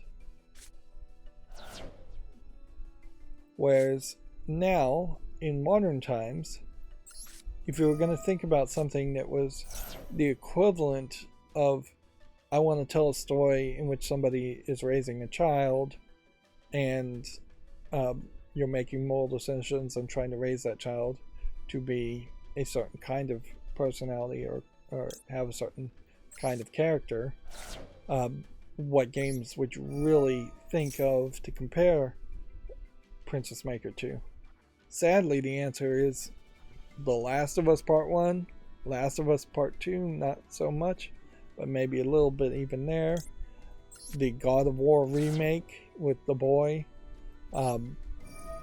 There's several Quantic Dream games that definitely stick their toe into the idea of making moral decisions. The Walking Dead Telltale game is, particularly Season 1, is all about raising the main protagonist to be moral, and then at a certain point that circles around, and then the main protagonist in the last Walking Dead game is raising someone else to be moral. And all of those games, and probably several more, locked on to a more interesting way to tell the story of acting like a parent and raising someone than the Princess Maker series did. But the Princess Maker series really has always been more a schedule management game. It is dangerously close to like a dating schedule visual novel, with the only difference being that you're not dating people, instead you're scheduling classes and exercises. And yes, I'm sure there are some helicopter parents out there that do schedule every single activity for their kids down to the last minute in the hopes of turning them into a princess or something else, but most parents don't even do that much. Like, yes, you have to take them to school, but that's a set schedule that doesn't change. Yes, you probably are going to get them into 1 or 2 activities at a time, and that'll have some mixed schedules, and you might take them to churches on Sundays, and potentially birthday parties or other events on Saturdays, but that is still a far cry from what the Princess Maker series prompts to you, as far as just here's 5 time slots. Particularly in Princess Maker 1, you're given like 5 time slots, and in those time slots you can schedule anything, any kind of activities, basically. A lot of child labor analogies where they're working. A lot of like fighting in Princess Maker 1 to make them warriors. A lot of adventuring as a separate side game, which only works in a fantasy world. So yeah, it's a shame that the Princess Maker series is not better supported. The one game that is still in that same vein is Long Live the Queen, and you can see that this game is overwhelmingly positive, although it doesn't inherently create a situation where I would potentially want to buy Princess Maker to own it on Steam, even though it's the censored version on Steam, just to then spotlight those games, just to then play Long Live the Queen. And honestly, those kinds of games are not the kind of games you would want to play multiple times through. Like, I wouldn't want to play Princess Maker 1 through 5 and then Long Live the Queen. So, in my fantasy shopping, you have Spiral Scouts here as a little RPG type Zelda game. That's what it feels like. For $1.99, which puts it at a really good price. Long Live the Queen at $3.40. At some point I need to buy the Cube 2 Season Pass for $2.79, but it's kind of expensive. The Dragon's Lair Trilogy for $10.47 is a decent price, considering how each of these 3 games, Dragon's Lair, Space Ace, and Dragon's Lair 2 Time Warp, are fairly expensive at other times. Far Cry Primal Apex Edition at $8.74 makes a lot of sense, because then that inherently would let me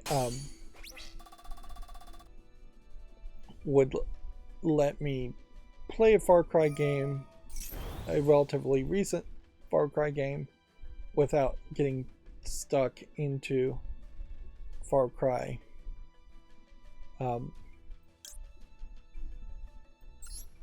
Like bad Far Cry games, or a long-running series of Far Cry games.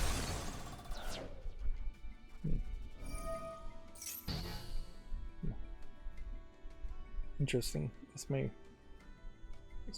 stop them from winning, because if this attacks and it doubles that to 4, and this attacks, I may have successfully defeated this team, and he put it in the wrong slot, so it didn't work.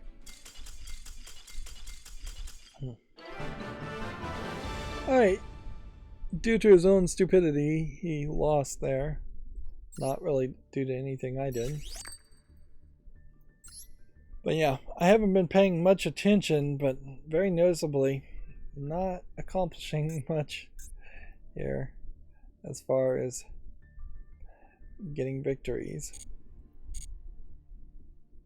to get to the Duels Cup. And then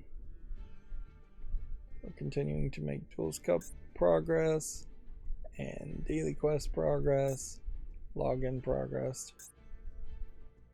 All of that will help build up my small treasure trove of gems.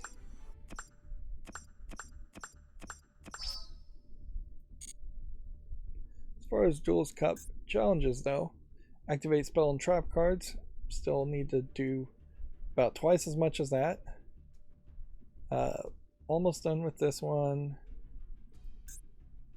Need to win several more times and then duel about twice as much as I have. So it definitely is asking a lot.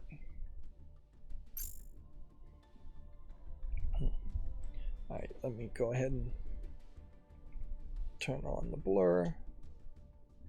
Make sure that worked.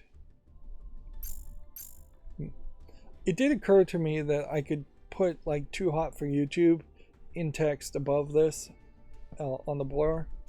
That might be worthwhile, but it might just get in the way too. Like inherently, you already know if you look at the top that the text scrolling is nice and sharp, or everything else below that is blurred. So something weird is going on. Dishwasher Vampire Smile 250. Egyptian Senate for 39 cents. One thing I did notice here is that the price for things has gone down considerably at this point. There seems to be no longer any limit as to how low you potentially could sell something. Maybe 39 cents is the least amount, but it does just seem like you can say my game is $3.99 and I want it to be 10%, 90% off. So therefore it's now 39 cents, which at a certain point, if it was $1 off and then it was 99% off, it would be a penny.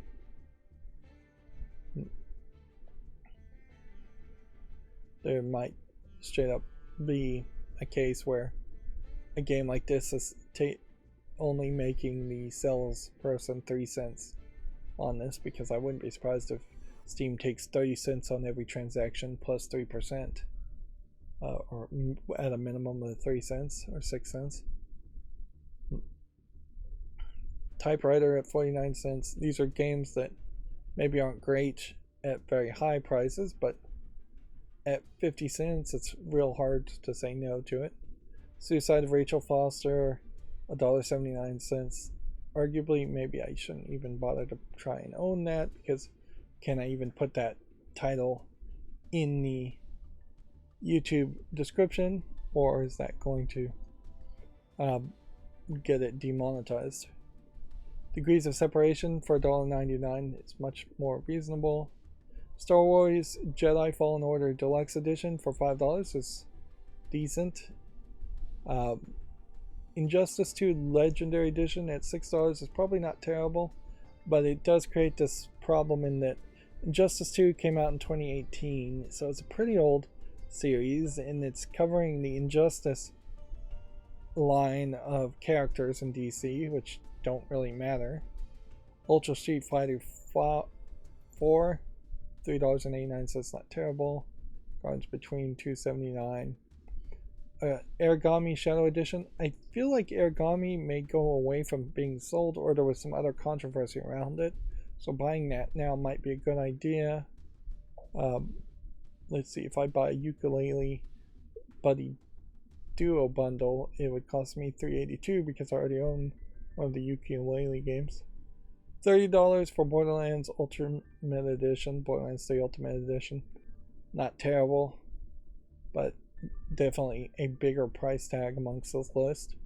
Rogue Legacy at $18, still probably too expensive.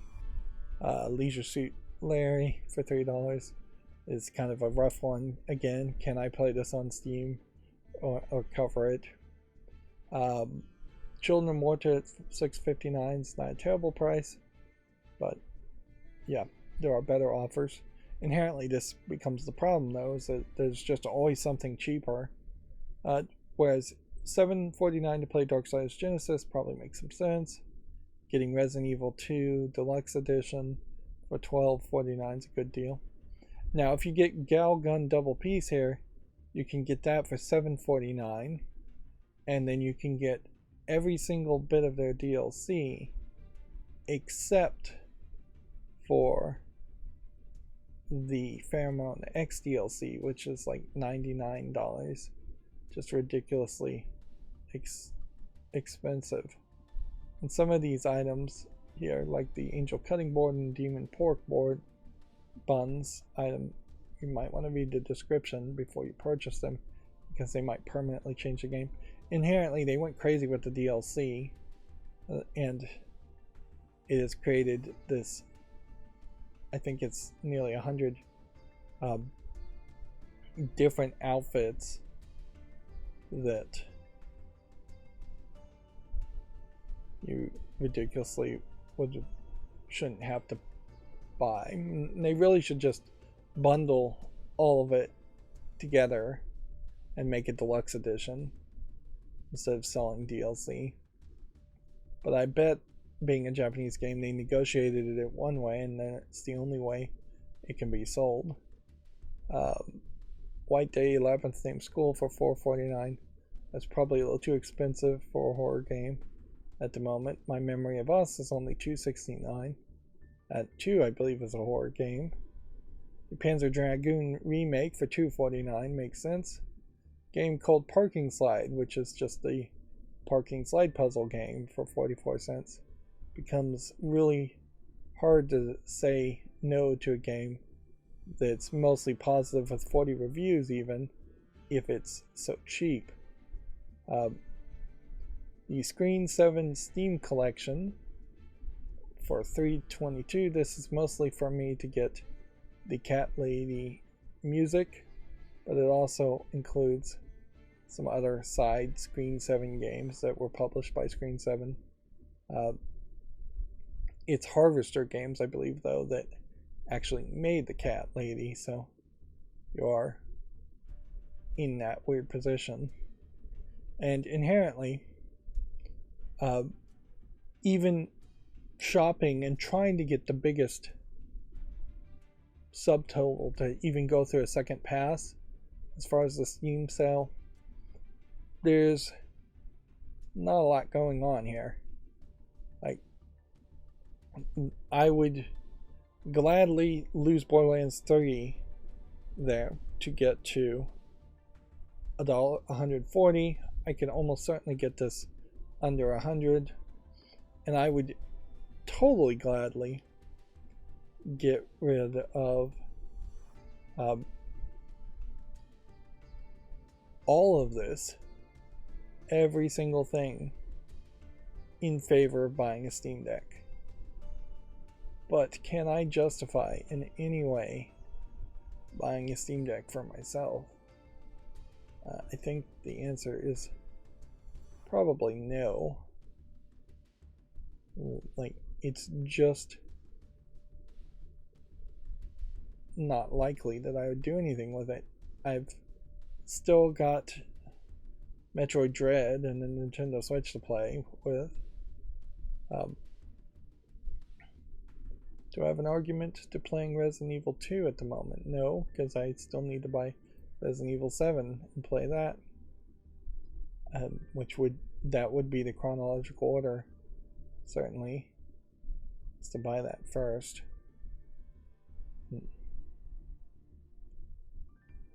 Yeah, just removing a couple of things jumps it down to $122. It's not a lot. Not that expensive. And then we could just say, yeah, no to Long Live the Queen due to the controversy. Possibly no to Dishwasher, because I probably wouldn't play that. No to Far Cry. Yeah, I'm just shopping at the moment. I'd say yes to Suicide of Rachel Foster, yes to Jedi, no to Street Fighter.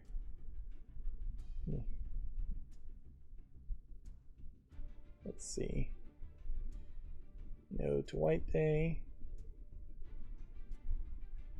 No to Rogue Legacy. The reason I'd buy Leisure Suit Larry in particular is simply for fear of censorship, to own games before they potentially go away from being available for sale. Although in this case, I think that's unlikely to happen. And see, that drops it down to 75 at that point.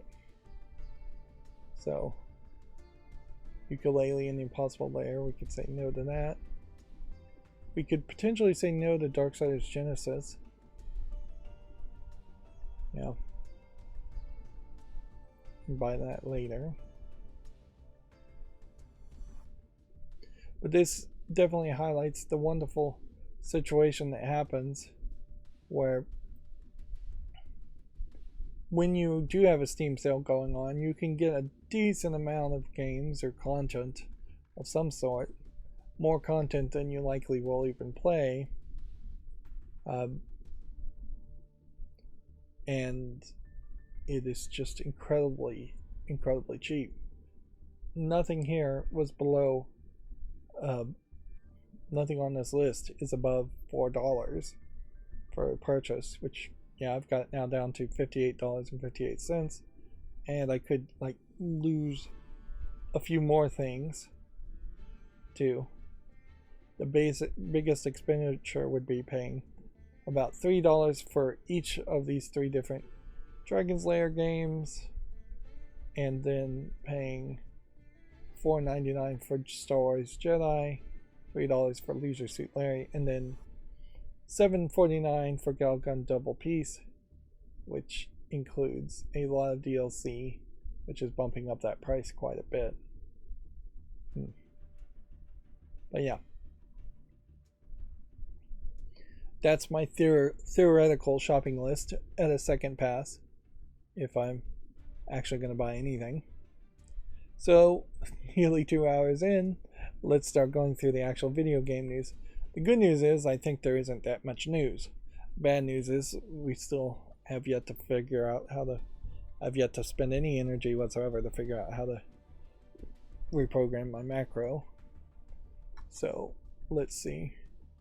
Last of Us Season 1 released on 4K UHD, Blu-ray, and DVD this summer.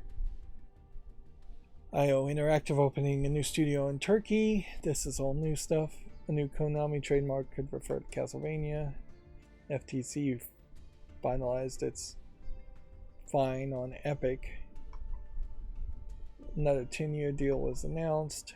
Gamescom getting 10%. Yeah, this story about making an OLED Steam Deck would be more work than people assume. I really question that, though. One of the competitors that came out that is potentially powerful enough to actually compete with the Steam Deck is one of them is what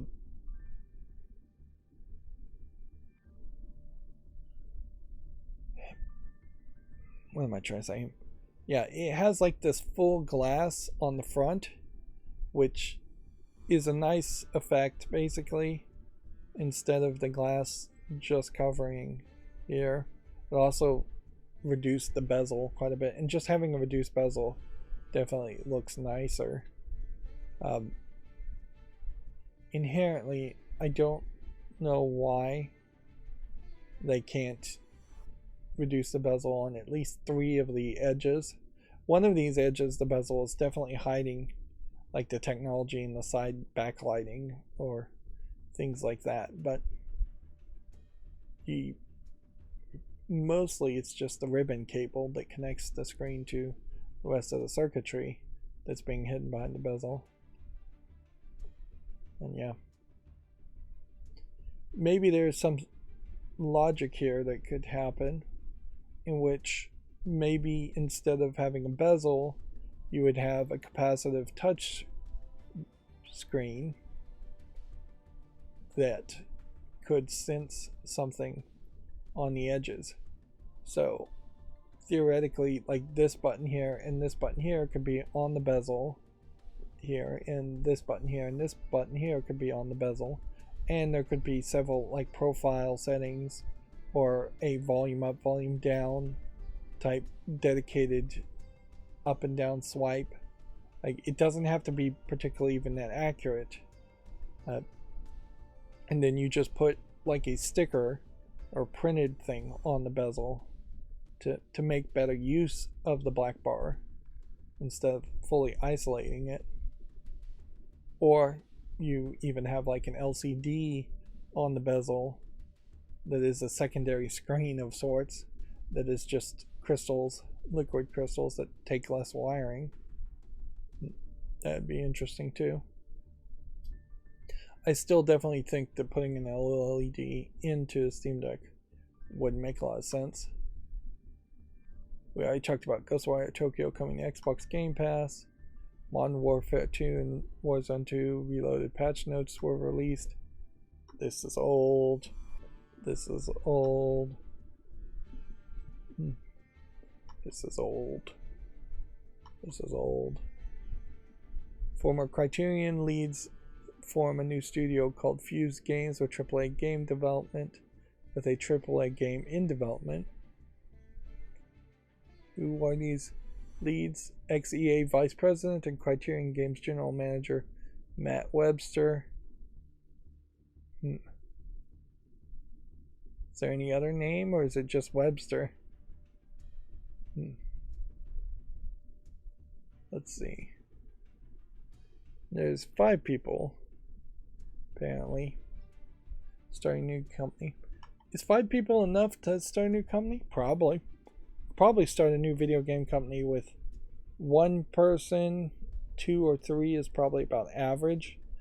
You just need somebody who's kind of good at being a manager, or thinks they're kind of good at being a manager, and 1-star main developer and 1-star potential other creative of some sort. Either that's a secondary developer or animator or story writer. Yeah, Shuhei Yoshida being honored by a BAFTA fellowship. Creative Assembly has opened a 3rd studio. Newcastle-based Creative Assembly North is working on an unannounced project. This sounds like new news. This is part of Sega Europe. I'm just going to burn through all of this very quickly, though. Let's see. Hidden playable action figure of John Cena. We talked about that. The Minecraft's latest Switch update, reportedly freezing the game on the loading screen. Patch version 1.19.60. I hope they fix that by now. Otherwise, there's going to be some very upset kids. And hopefully that wasn't a permanent problem where the patches the game wouldn't load enough to look for new patches. Inherently, even on the Switch, though, there should be a system in which the patches are handled by the operating system and not by an internal program or function of the game itself. There should be an API call at best, but honestly, even a program having to do an API call to test if it's the newest version is probably unnecessary. It should just be assumed that you have the newest version or don't bother checking. UK regulators posted 6 studios' responses to the Microsoft Activision deal, all saying it should go ahead. It's FIFA talking up its new EA Sports Football Club. Let's see. Next, Epic Game Store. This is all on. Suicide Squad is unlikely to drop its live service elements. Starfield has been rated 18 plus in Australia for high impact drug use. This is all old stuff. Disney Speedstorm enters early access in April. 3 former Blizzard leads make a new AAA studio called Magic Soup Games. Yu Suzuki seems to be working on Virtua Fighter NFTs, while Sega seems not to be involved. Speaking of Sega, Sonic Frontiers is being played by Game Grumps at the moment, and it kind of does look like a better game as far as Sonic games that I might actually want to play. I still probably should play something like Sonic Mania first and learn to love Sonic as a series the way it's intended before I would play something like Sonic Frontiers, which has some elements that are Sonic-like, but is mostly kind of an open world, different kind of adventure experience. It's more like Breath of the Wild than a Sonic game. But yeah, that has worked well for Zelda, so why wouldn't it work well for Sonic? Bloober Team revealed 11 minutes of gameplay from its Layer of Fear remake. Let's see. A new PlayStation NFT patent covers cross-platform use and trading. Users could potentially use and sell NFTs across different games and different systems.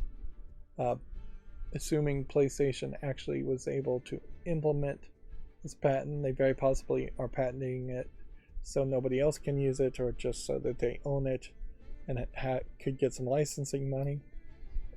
There is definitely some logic in that. As far as, I guess these are example images, but it would be certainly nice that if you were buying NFTs, particularly in a game infrastructure, in that walled garden experience, it'd be nice if the NFTs did something and could be displayed somewhere.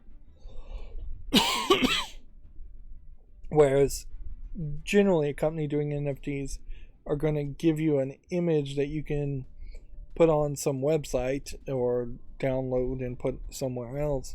But mostly the thing that makes it an NFT is that you can verify you own it via blockchain on some website that will probably automate that process for you. Why even have the word NFT in it? Why not just call it like unique trophies at that point? And why make it actually unique? Why not just have trophies that you can present, or like you can present achievements? Inherently, the trophy system, achievement system in video games is due for a bit of an overhaul. It's still always going to be stupid and pointless, but it'd be a little less stupid and a little less pointless if you actually got a 3D action figure model in digital format of, like, Mario for doing an achievement in Mario, or hey, Master Chief when you do an achievement in Xbox. And if you could put those cross-platform to the other game consoles infrastructures, that'd be great, but that's probably not going to happen. What they almost certainly mean by cross-platform is that it's going to be on cell phones and PlayStations and maybe websites. Moving on. This actor, Lance Reddick, actor behind Destiny's Zavala, has died. The veteran actor was 60 years old. I definitely recognize this guy from his face. I definitely wouldn't have recognized him by his name. And he definitely seems like he played very similar characters over and over again, which made him kind of forgettable. He was in Destiny 2, Horizon Forbidden West, Quantum Break. He was also in a lot of other TV shows, The Wire, the John Wick franchise. Definitely doesn't look particularly like he's 60 or like he's in bad health in this picture, but who knows. The reason for his death, I think, is still pretty much being kept under wraps. Let's see. Destiny fans then did pay an in-game tribute to Lance Reddick, which I guess they sat around a statue or something. Yeah, I don't know what they could really do there, but they did something. I feel that's always a little weird. At a certain point, I guess it makes more sense if you had a personal friend, someone you actually communicated and interacted with, somebody you actually had a social relationship with, not a parasocial relationship or a fictional, imagined relationship with. If you had a friend and all your friends met on World of Warcraft and you guys all were on different places on the planet and couldn't get together ever, but you did have this online relationship and then that friend died, I could see Din doing a tribute to that friend inside of World of Warcraft. That makes sense, that seems sweet, that seems reasonable. But in this case, well, what they're doing, there's nothing wrong with them mourning, and I hate to say anybody's mourning the wrong way. That's not the right message to send. But it is this weird parasocial relationship where Lance Redrick did not know any of these people, almost certainly, on Destiny. And they really don't have a good enough justification to be mourning him in a public way. There's a part of Christianity that, if I'm recalling this correctly, where the Bible specifically says you should mourn in secret and never do it publicly, because even 2,000 plus years ago, people were publicly mourning to get attention, and it was annoying, to say the least. And the reasoning may be different, but I agree with the sentiment completely that people should probably mourn in private for a multitude of reasons, and not publicly, and definitely not as fake video game avatars in an online game that Lance Redrick very possibly never played. I will leave it at that as far as what the rest of the story says, though. Bungie and Guerrilla Games issuing a statement, which, yeah, it's not crazy to say something like, something like this. If anything, this may be too wordy for a company, because there's definitely been times when Bungie has said less or has said absolutely nothing at all.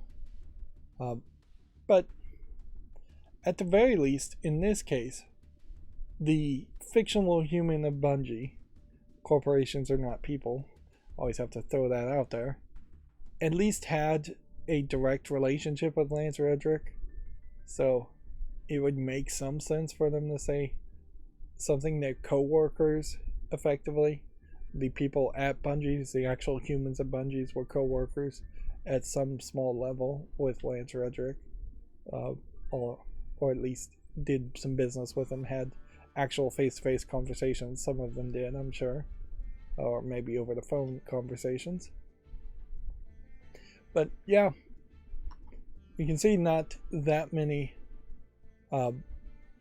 much news today as far as things to talk about, because I have about 10 more Video Games Chronicle articles and then I'm going to be done. Of course, the problem is I'm making assumptions that there won't be that much news in the future when I'm talking about other things at the beginning of streams, whether that's cosplay or just me goofing off on a house modeling simulator.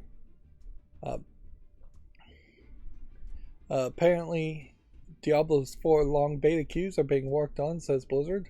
Beta opened up last night to several hour-long queues, which, yeah, sounds like a true beta as far as software goes. Not referring to the completionist here as a beta, although that, I guess, would be an odd insult to throw out for no reason. But let's see if we can make this tradition. Speaking of acting like a true beta, the completionist has decided to spend a ton of money to own every Wii U game and every 3DS game ahead of the eShops being closed. Which, I mean, it really is just going all in on the idea that these games would be playable. And my only hope here is that the completionist is rich enough for that, which I guess he probably is. He has actually quite a large team that he actually talks about on his YouTube channel every now and then. So there is, he probably has as big a team as most YouTubers, but most YouTubers don't ever credit or mention the other people. But yeah, it's going all in on the idea that these games will be playable or recoverable. My hope is he can afford it, and my second hope is that these games would be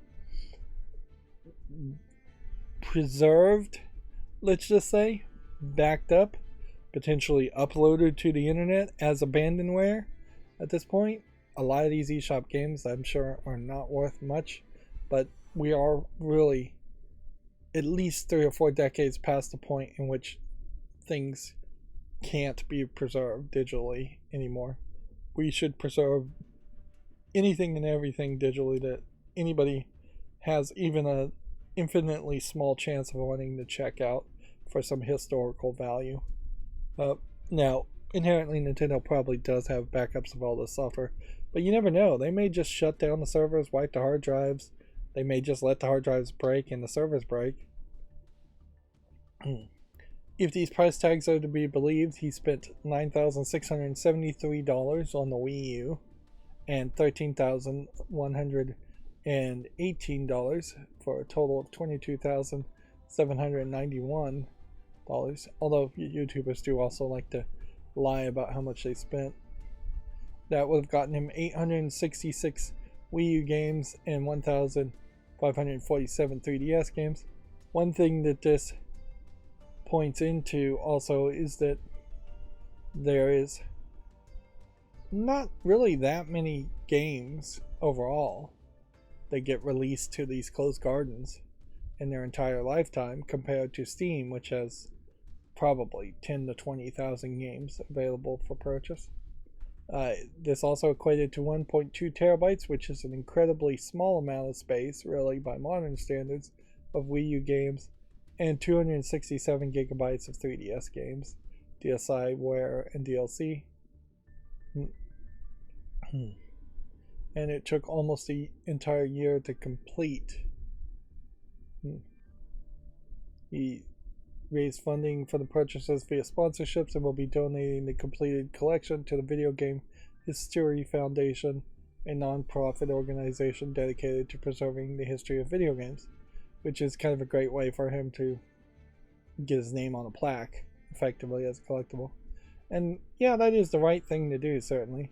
My concern here was that he was going to buy every single game and then try and play all of them, and that's the one annoying thing about the completionist, if anything, is that he plays too many bad games and doesn't really play enough good games or talk about the good games enough.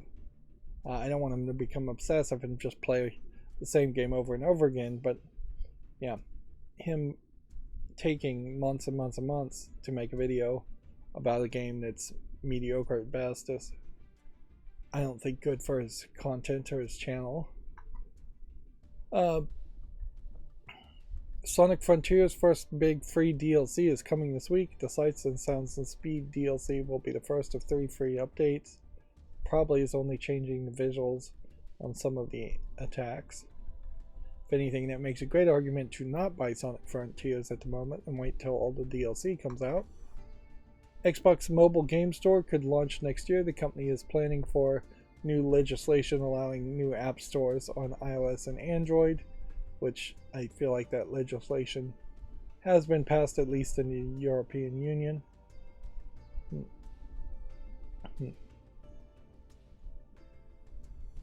Yeah. Although, still, like, you might be in a weird situation, certainly, where European Union says, no, you can't buy Activision Blizzard, and then you're just going to double down and saying, well, fine, we're going to make a mobile app store in the European Union, because it may very well be a case that the European Union just actively wants to screw over Microsoft as a protectionist movement around their own companies versus in the United States company. Speaking of Europe, yeah, France seems to be really upset with the idea of with them passing laws raising the retirement age. I saw someone post how in the United States even they need to lower the retirement age. And in fairness, yeah, lower the retirement age is something that makes a lot of sense if you can't accomplish anything else. It'd be much better to just have universal basic income that solves a lot of issues and doesn't then run into the problem of Social Security and retirement ages. But it also just would make a lot of sense if you can't accomplish anything else to lower the retirement age as much as you can and continuously push it down to the point where people hit 50, 45, 35 even, and the retirement age kicks in.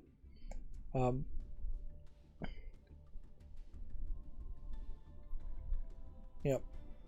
There is a slight split between doing like a 4 to 6 year contract if you enlist in the military, and that being the 6 years of military service in which you support your society and culture, and then you're supposed to at that point get VA benefits of some sort and possibly even a pension of some sort after that for the rest of your life.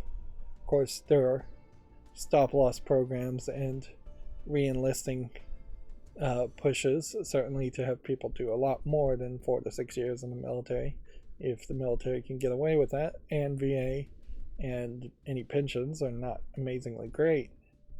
But at the very least, even doing 12 years in the military is really only going to get you to age 30 if you start at age 18, whereas the retirement age otherwise would be 65, 67, something like that, for working Social Security, and that requires you to do several years of full-time work.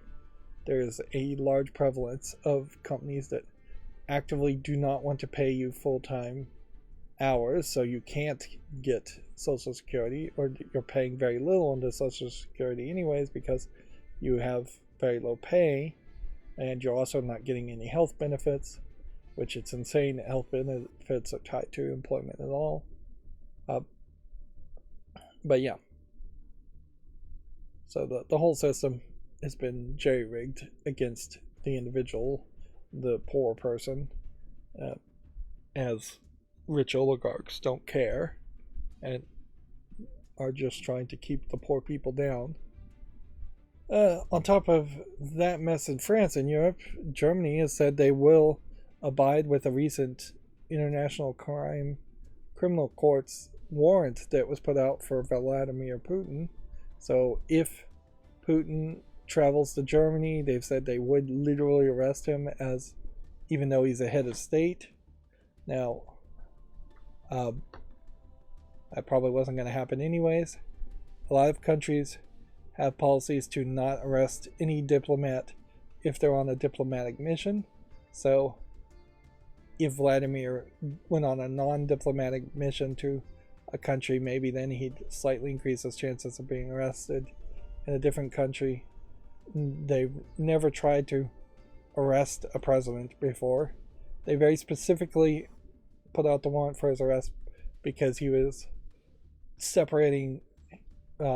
allegedly separating, we'll just say allegedly anyways, the children of Ukraine from their families, effectively practicing cultural genocide, putting them in Russian schools to be brainwashed into pro-Russian thinking, or putting them with Russian families to be brainwashed into pro-Russian thinking. This is the same thing that has happened in the past in China too, with Tibetan families and the Uyghurs minorities. But yeah, I doubt Putin really would get arrested, unless, of course, the other rich oligarchs in Russia wanted to get rid of him and they didn't want to go through a messy trial or anything like that, so they would instead, I guess, bundle him up and throw them across the border, hand them to the police, which would just probably lead to a new person in charge, who's just as bad. Does this have anything to do with video games? No, but yeah, it is interesting times we live in, to say the least. Apparently, Zack Snyder says his upcoming Netflix space epic Rebel Moon is getting an RPG. The filmmaker says the game will have a ridiculous scale. I assume this is a role-playing video game and not a tabletop role-playing game. And honestly, I don't know if I can really care about something when I don't even know what Rebel Moon is. So at that point, and it's really hard to care about anything Netflix when Netflix just cancels everything and is just really screwing up as far as its production. There's an argument I saw a YouTuber make that said it was Netflix's race to lose, but Netflix did it by simply not creating enough content and creating a process to constantly create enough good content to make it stand out once it lost all the licenses potentially from other people. Like Disney Plus is trying to sell itself on its licenses that it'll probably own forever, whereas Netflix will own Stranger Things and a bunch of shows it's already canceled after a season or two, including Inside Job, which I liked. Inside Job as an animated comedy, and the whole animated comedy stuff I don't think was great on Netflix. I think the vast majority of their animated comedy is actually bad, but by canceling everything, they've left themselves open to the question about what are they going to make or what are they going to do. They probably should have been much more like Adult Swim, just willing to let a bad show continue to go for many seasons until it got a niche following of some sort, or until they had something better. But yeah, they don't have that, really. So yeah, it's pretty much impossible. As far as watching Naruto on Netflix, I think I'm done with that. I don't think I want to finish the one Shippuden movie I started, and I don't think I want to watch any of the other Shippuden stuff until I could actually watch Shippuden. And even at that, I don't know if I really care that much. It probably would be smarter to just wait until you could watch Boruto somewhere, and if you're going to even do that. I saw an anime YouTuber make a great argument that you should watch the Dragon Ball Z series up until the Cell Saga, and at that point, or the Buu Saga, I'm not sure which one, but yeah, I think it's the Buu Saga is the last one he recommends, and then after the end of the Buu Saga, just stop watching Dragon Ball at that point, because it's all just filler and garbage, is his argument after the Buu, which arguably right. Yeah, I don't hear a lot of people singing the praises of GT or Dragon Ball Super. Some of the movies kind of make sense to watch, but that was his other recommendation: is watch the Buu Saga, watch the movies, and then be done with it. Which that's way easier to digest than watching all the Dragon Ball stuff. Moving on, back to video game news. Kojima says that Metal Gear Solid 5 Ground Zeroes was initially an experiment for a series of episodic games. The Phantom Pain prologue was potentially going to be episode 1 of a larger series. I'm sure Kojima had all kinds of plans, but I am also sure that Konami was not on board with any of those plans at all. And frankly, this really is just a case of Kojima apparently not having enough attention for himself and now scraping the bottom of the barrel when he's talking about Metal Gear Solid, when he's almost certainly never going to be able to make another Metal Gear game, and he really should just be promoting Death Stranding or something new, or teasing something new, or just not saying anything at all. He really should just be working on the next game, his next game, his next project. Moving on, Respawn has opened a third studio to work on Apex Legend. The game's director believes the franchise is going to be around for 10 or 15 more years. Oh yeah, I also installed the Grammarly keyboard on my cell phone just to see if it actually could improve my grammar in any ways. The thing there, of course, is I don't write out sentences very often. I'm either usually writing code on my phone or very curt, short response messages. So grammar doesn't really come into play as much. Spell checking obviously is helpful in any keyboard, and any Android keyboard almost certainly is going to have that. Tone correction or tone policing might be useful, but that's the one thing I think that might be fairly useful with it, though, is if it says, hey, you're writing this very aggressively, maybe try a different word, or synonym usage suggestions might be a good idea too. But honestly, don't think I write that many messages or that poorly that Grammarly is going to help me much. And it's a free app as far as how I'm using it, so there's no real risk other than them potentially getting my data, which maybe is a risk. Moving on, Star Wars Jedi Survivors official story trailer has been released. This is, I assume, the sequel to Fallen Order. Yeah, a Respawn sequel coming to the PS5, Xbox Series X and S, and PC in April. Netflix says it has 40 more game releases lined up for 2023, including Ubisoft's Mighty Quest Rogue Palace and a new Too Hot to Handle game. Yep. It almost feels like Netflix trying to get into mobile gaming is abandoned in the sense that they're potentially trying to abandon streaming TV, which, yeah, Netflix I don't think is big enough to do that. They really just can't be the Amazon of the type company.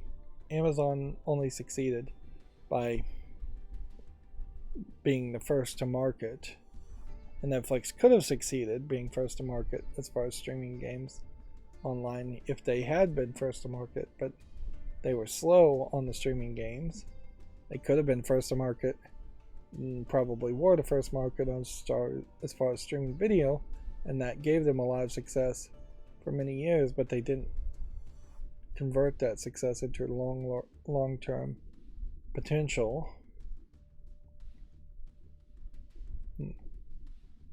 Moving on, the Sims rival Life by You gets a new details and early access release date. It's unfair by Video Games Chronicle to mention another game in the headline. It should be more Life Simulator Life by You, or just Life by You. Yep. I'll be interested to see if this Sims rival, though, succeeds in any real way. In a lot of ways, The Sims is kind of the exact opposite of what I would want. Because yes, while you can decorate a house and all that, you're mostly managing humans, and I would much prefer to decorate a house than decorate someone's life by managing them and scaling them, which inherently puts another nail in the coffin for playing something like Princess Maker. The Sims effectively is very similar to Princess Maker. You just don't have a daughter you're raising, you're controlling multiple adults for the most part. And life is life by you, life of you, no, life by you. Definitely seems to be very similar to The Sims. looking at the screenshot, there is a emphasis here of some closeness, romance type stuff, and an emphasis on living the good life, which in a lot of the Sims games, really, it's more of a capitalism propaganda type thing where you're going to work, you're trying to get a better job, you're raising your stats to get better jobs, to get better money, to buy a bigger house, to raise your stats to get a better job, to get more money to buy a bigger house. Like, that's not particularly the most fulfilling for a lot of people. Moving on to the Gametsu articles now, we have the Tekken 8 King gameplay trailer. Jack Jian is now available for iOS and Android in Japan. It was previously released on the Switch. Jack Jian, I think, is a visual novel. Yes, Otome Young Maiden visual novel.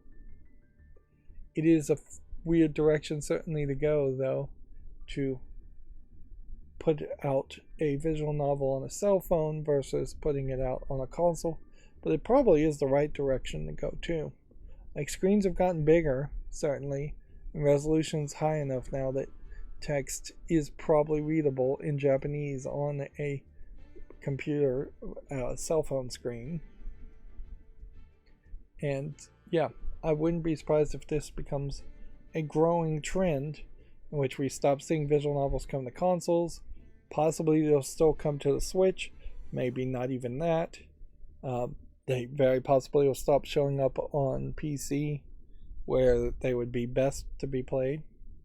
There are increasing ways in which you can play a game like this on computers and copy it and record it if you wanted to do that. Screen Copy, I believe, is the name of a software that just got upgraded, and it didn't have audio before, and they've now updated it to a 2.0 version that does support audio streaming. So yeah,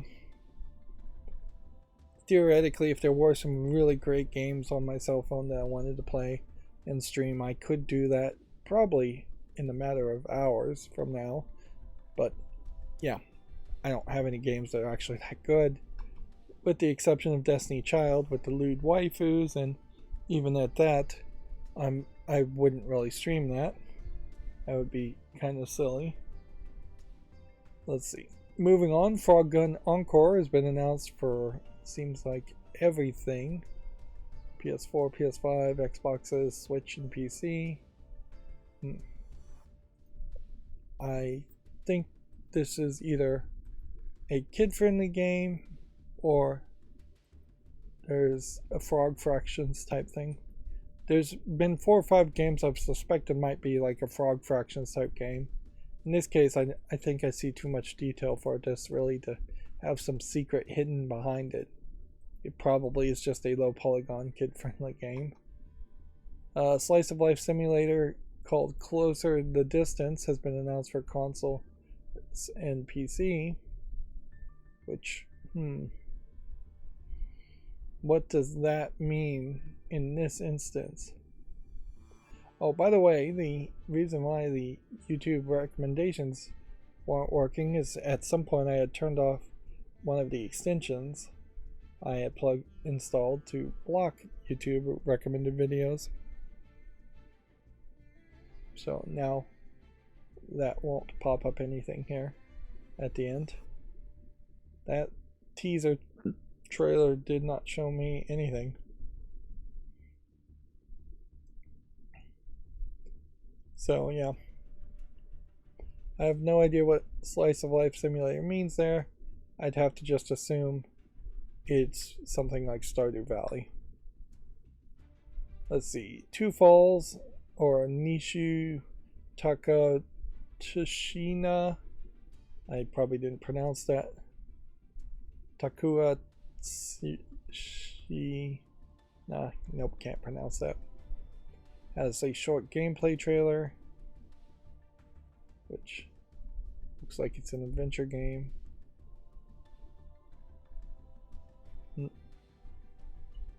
So there have been almost 0 games where you play as a First Nations Native American. I guess First Nations Native American applies to Canada too. And so we are apparently playing as one of those characters in this game.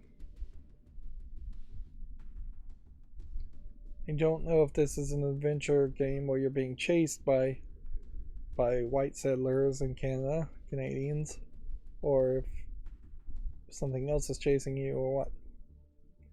Even at that, though, it seems like you're only spending half your time probably playing as this guy and half your time playing as this girl. And very possibly this guy and this girl are in like completely different times.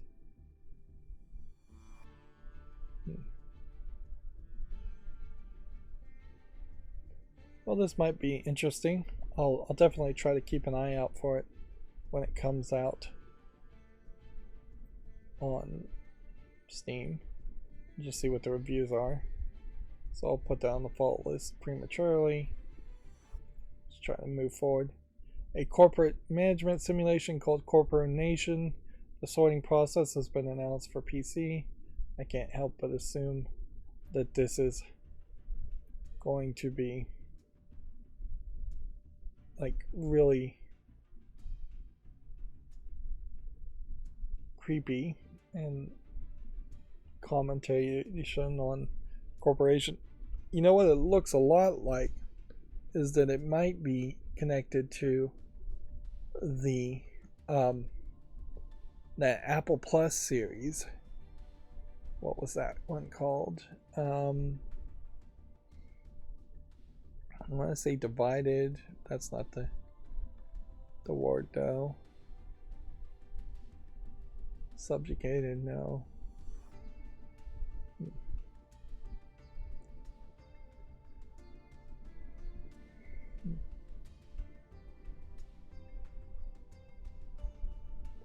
Divergent?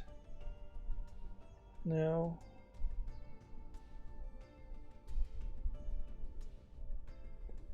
Well, there's an Apple Plus TV series that I watched the first season of. It seemed kind of interesting. Didn't do a lot that was amazing. But this game seems very similar to that and might even be stealth advertisement for that show.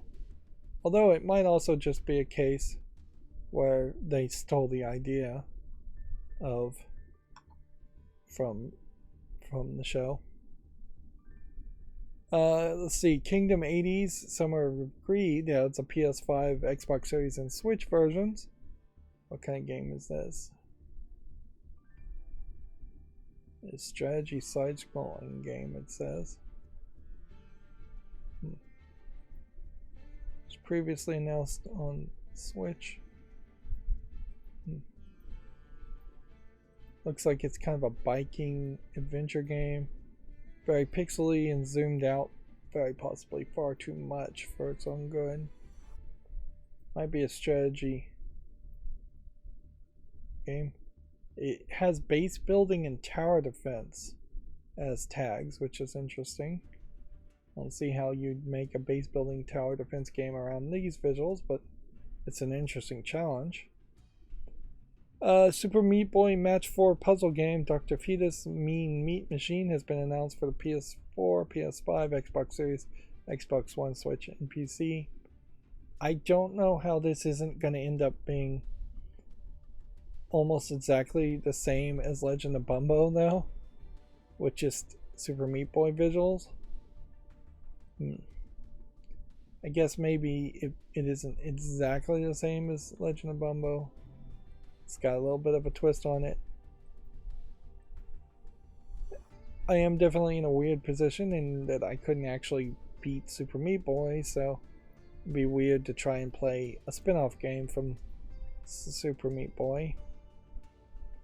I imagine Super Meat Boy fandom, if it still exists, which is a big question, will potentially give this game a try. They may not really fall in love with it. Yeah. And I guess at a certain level, Legend of Bumbo is made by Nicholas and Edmund Macmillan, whereas Super Meat Boy is made by Tyrone, or vice versa. So there's two people that have worked together in the past, and then they go their separate ways, and then they come back together. So it's kind of hard to keep that straight in my mind. Wordless Polar Opposites trailer is available. Wordless being the name of the game, I guess. We're gonna have to, at this point, just start skipping trailers. A third-person co-op only action-adventure game, Criminals Within, has been announced for PCs and consoles. Third-person co-op only action-adventure game, which immediately eliminates any chance of me playing it. I'm glad not very many games have embraced the idea of co-op only. It Takes Two being the one exception of a successful co-op only game. But I'm definitely glad more people didn't try to copy that. But who knows, maybe in a few years we'll see more games copying that idea. A game called Strayed Lights has a limited demo now available for PC, if you want to check that out, according to Gamatsu. A game called Troublemaker Raise Your Gang launches March 31st, which, yep, seems like you've got a very anime style gang of kids here. What kind of game is it, I wonder? Weirdly 3D. I was not expecting 3D at all. I was expecting a 2D side-scrolling beat-em-up game. Well, that seems very weird that you would have flat 2D anime art styles and then 3D CGI for the main game. Usually it would be much more consistent than that.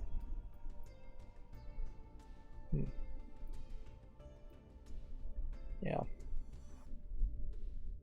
I'll be interested to see how well that is received as an idea. I imagine not that well. Shovel Knight Dig free update Fate and Fortune is now available for PC and Apple Arcade if you want to play Shovel Knight Dig some more. Morbid The Lords of Ire has a Spotlight trailer, which you can check out on Gamatsu. Luna Abyss has a World Showcase trailer. Seems like there's possibly an event that happened because we're getting a lot of trailers. A sandbox adventure game called Henry Halfhead has been announced for PC. Which I have to get a general idea of how this game actually played. Because at the moment it just looks like a bunch of objects. So you jump into objects, and when you jump into objects, you can then maneuver yourself or control the objects in some way. The question, I guess, would come down to, are we going to get random goals, or do we have an overall goal? In a lot of ways, there have been some games like this where you, like I Am Toast, where having different interactions would be beneficial instead of just playing as Toast and trying to get from point A to point B. So there might be something here. Mail Time launches April 27th for PC and this summer for PS5, PS4, and Switch. This is apparently an adventure game. And it actually looks like a 3D platforming adventure game.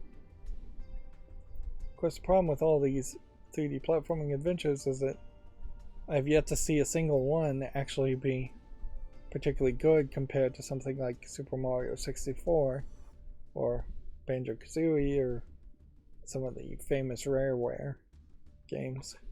If anything, there's an argument that the people who made like Mario 64 or Banjo-Kazooie should just teach master classes or do consulting work to other people who want to make 3D platforming games instead of allowing other people to try and fail so often. Let's see. Gamatsu says Antler Ryza, Ever Darkness, and the Secret Hideout, which would have, I think, been the first game in the Antler Ryza series, has an anime announced, which really just, I think, highlights the popularity of that series, as they are probably now done with the story with the third game. Let's see, this week's Japanese game releases. Alchemist at the End and the Sacred Key is Antler Ryza 3. Gal Guardians, the new name, Demon Purge. They changed it from a different name. What was the first name? I forget what the original name was. Anyways, it's available. Also NBA 2K23, Resident Evil 4, R-Type Final 3 Evolved, and SD Shin Kamen Rider Rumble, plus a long list of digital-only releases. A JoJo's Bizarre Adventure All-Star Battle R DLC character Kicho Nijimura launches March 24th. Resident Evil 4 Remake anime short Leon and the Mysterious Village Episode 1 Looking for Ashley apparently is available. I may watch this later. This is interesting in that this is almost like a Holland style animation, like something very North European in its animation style, and it's very cutesy and friendly for a Resident Evil game. It's an interesting potential way to advertise, I imagine, though it's not going to be anything too amazing. It does highlight, though, a willingness from Capcom to try something different instead of playing it 100% save. But yeah, I'll watch the anime and potentially this anime short and figure out whether it's worth watching more or whether it really means anything to the actual video game, which it probably doesn't. Wand of Fortune R2 Juku ni Shizumu Mukoshiroku is coming to the Switch on July 20th in Japan. Probably didn't pronounce that. It's a visual novel. Got about 10 more Gamatsu articles. The Otome Young Maiden visual novel Hana Awase New Moon Awase New Moon has been announced for Switch. Which, okay.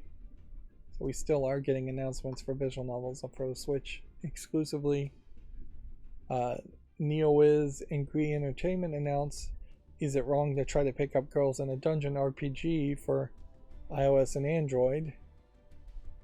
Which I'm surprised that they are still promoting Is It Wrong to Try to Pick Up Girls in a Dungeon?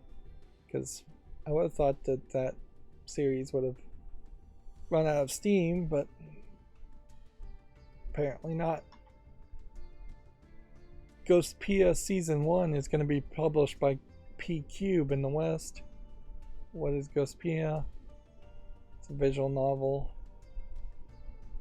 Is Season 1 really a Season 1? Apparently so. You can see there's definitely a different art style here too. Now, inherently is the problem with, even if I could have some sample art styles to depict on the side, I would constantly run into other art styles that I would need to make a screenshot for and try to find some very famous artist or game that uses this art style to use as a cultural touchstone. And in this case, I don't know if any game has used this art style before. There might be some animated movie or something that's used this art style, but I'm off the top of my head can't think of it. And of course, something will always be groundbreaking, but that's not very helpful if something is like a brand new art style and there's anything anywhere close to it. Moving on, Trinity Fusion adds a PS4 and PS5 version and launches in early access for PC on April 13th. What kind of game is Trinity Fusion? Different brightly colored haired characters. Apparently it's an action platformer, Metroidvania type game.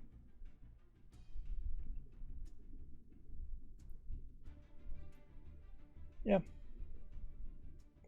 Action platformer, Metroidvania type game. Okay. Think I get it. Respawn Entertainment established a third studio in Madison, Wisconsin. Apex Legends expands its development team.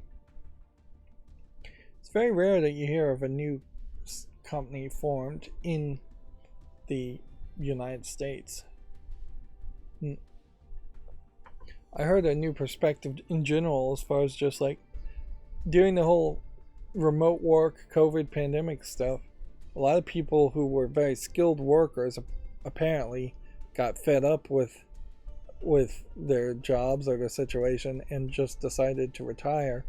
And so now there's been kind of a brain drain, skill drain of people who are desperate enough to still need to work versus people who were older, more experienced, and had enough retirement potentially to live comfortably and retire off of it.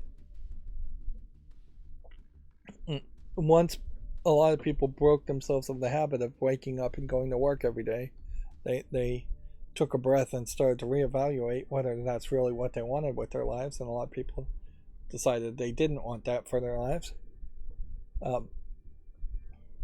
The Sonic Frontiers Sights, Sounds, and Speed update launches March 22nd. We already had talked about that. There is apparently a way to become Supersonic, or Yellow Sonic at least, in the game. From what I have seen of Sonic Frontiers, it does seem like there's just an odd mix match between some cut up levels that very possibly were developed by one team and the open world section that was very possibly developed by a different team. But that may be exactly what Sonic needs too, is small bespoke side-scrolling running sequences, semi 3D, 2.5D running sequences, and then an open world supporting gameplay mechanic to do more at a slower pace instead of just always running. Star Wars Jedi Survivor story trailer and screenshots are available. This person seems to have a lot of lines on their face. Is there anything that would be amazing to see in these screenshots? No, I don't think so. I don't recognize any of the characters because I haven't played the first game, so I really have to just leave it at that. Life is You launches in early access for PC on September 12th, and then Vinba adds PS5, Xbox Series, and Xbox One versions and has been delayed to summer. This is a narrative cooking game, no longer due out in spring. I remember when this was announced. In particular, it was going to be a cooking game where you're cooking Indian food in particular, which will be interesting to see how well that translates to a Japanese audience or a United States audience. Alright, moving on. Over this weekend, I definitely should have thought more about running my macro and making YouTube shorts, but I did not. So I now probably should do that now pretty quickly. We'll go through all these games and try and see which ones are worth mentioning. A lot of these are things that can be easily dismissed. Since it's Monday, we are now at a point though where any day has a decent chance of having adult game content showing up. But Monday is very possibly still the slowest.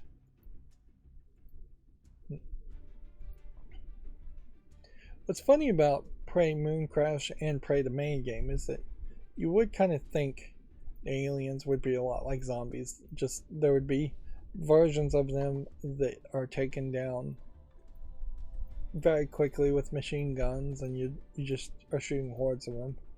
And that's one thing that the enemies in Prey just don't do. They are never they're never cannon fodder. Like, even if you do have a low level mimic, they jump around fast enough that they're still a challenge. Still have to shoot them. Can't just spray and pray.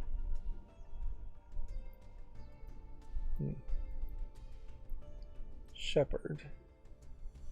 It's an interesting thought to play as a shepherd. It's probably not really a game, but I'll give it a chance. I'm a little surprised I haven't run into an adult game yet. Think we'll say no to Destiny Duel. Doesn't have enough visual variety. Think we'll say no to Shiner.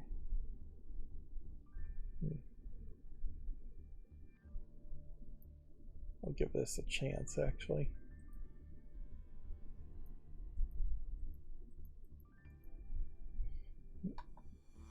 There we have our first adult game. Demon Hentai Slayer. Immediately you have full nudity in every single screenshot.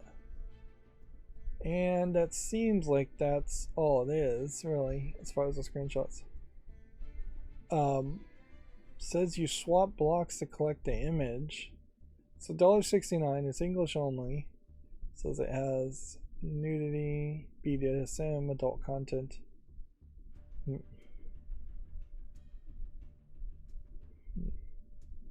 Says it has more than 50 plus artworks. Are we consistently showing the same character? It seems really like it is similar characters. Maybe slightly different hair colors. The problem with certainly something like this, as far as a game though, is that you, without at least one screenshot, have no idea what the actual gameplay mechanic is. Which at a certain point, maybe that doesn't matter, and you still would want to just buy a game promising 50 plus nude images. But honestly, if there is just room for a different kind of storefront that would sell that. Next we have an adult game here called My Landlord is a Futanari. Dick Girl is what that means. And yeah, it definitely does not look like a particularly good visual novel. The backgrounds look boring and repetitive, and the poses of the character look boring and repetitive. It is tagged as LGBTQ+.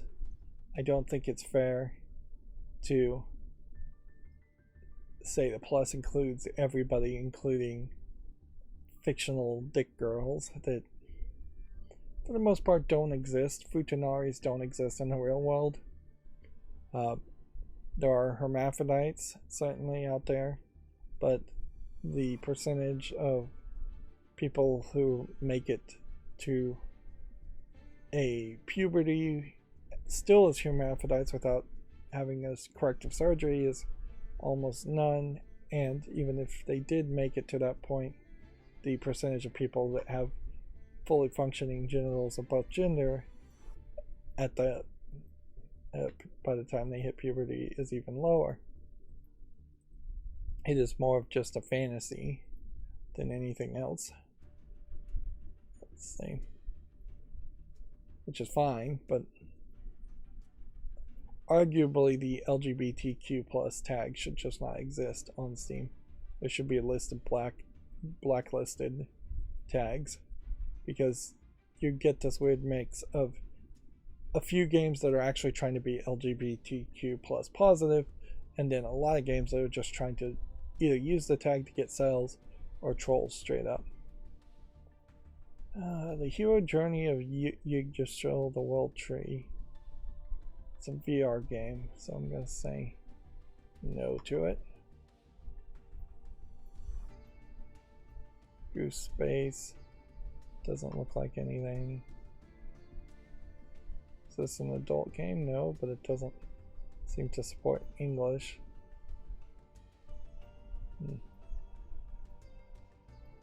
Looks like it could be something. It probably isn't anything. What languages does it claim to support? Portuguese, Brazil. We have seen a slight decline over a longer period of Portuguese, Brazilian people trying to make games. Like Brazilian people, incredibly poor, so 69 cents on sale is actually a decent amount of money for them. But I think Brazilian politics and Brazilian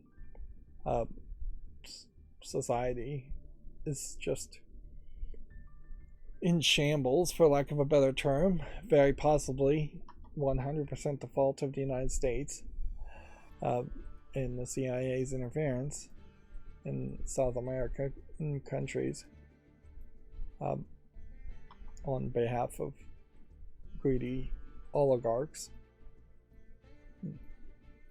Aquascaping designer. That might be something of interest.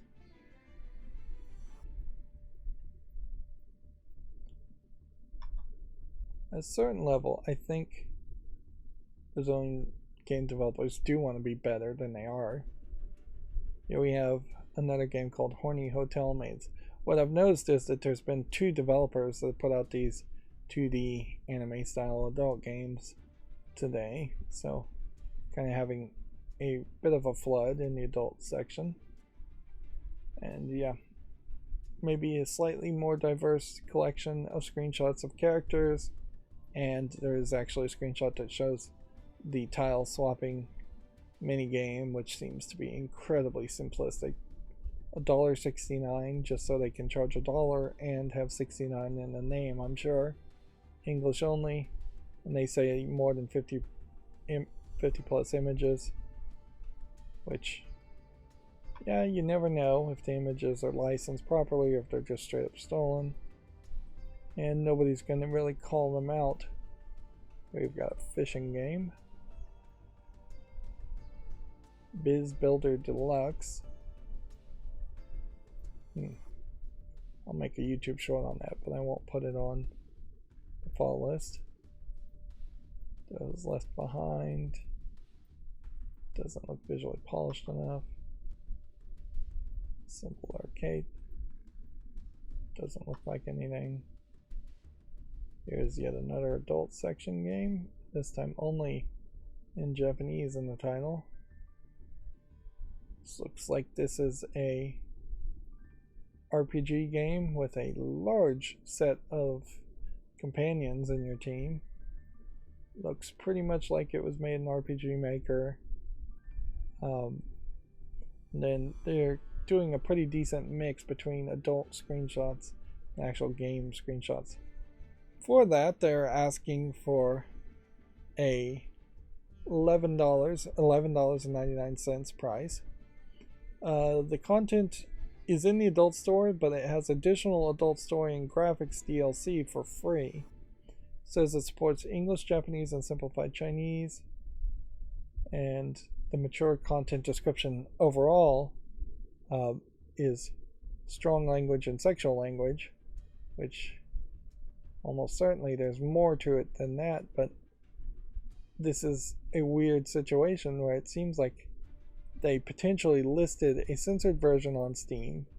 Somebody at Valve said no, this goes in the adult section, and then the DLC actually unlocks the adult content. Inherently, the problem might be that the screenshots of the censored versions are uncensored adult content, so they probably would have needed to lose those screenshots in the main game. The other problem certainly around this is that the game is just not labeled correctly in English, and yet it says it supports English language. They're also describing that there's actually 3 parts to this game. Which, yeah, might mean that there's like 3 different games kind of cut and pasted together. Let's see. Spooky Shelter. Doesn't look like much of anything. Archery Club. I have actively been looking for an archery game. That being said, I don't know if this is what this really is. It doesn't seem like it has in-app purchases or online play.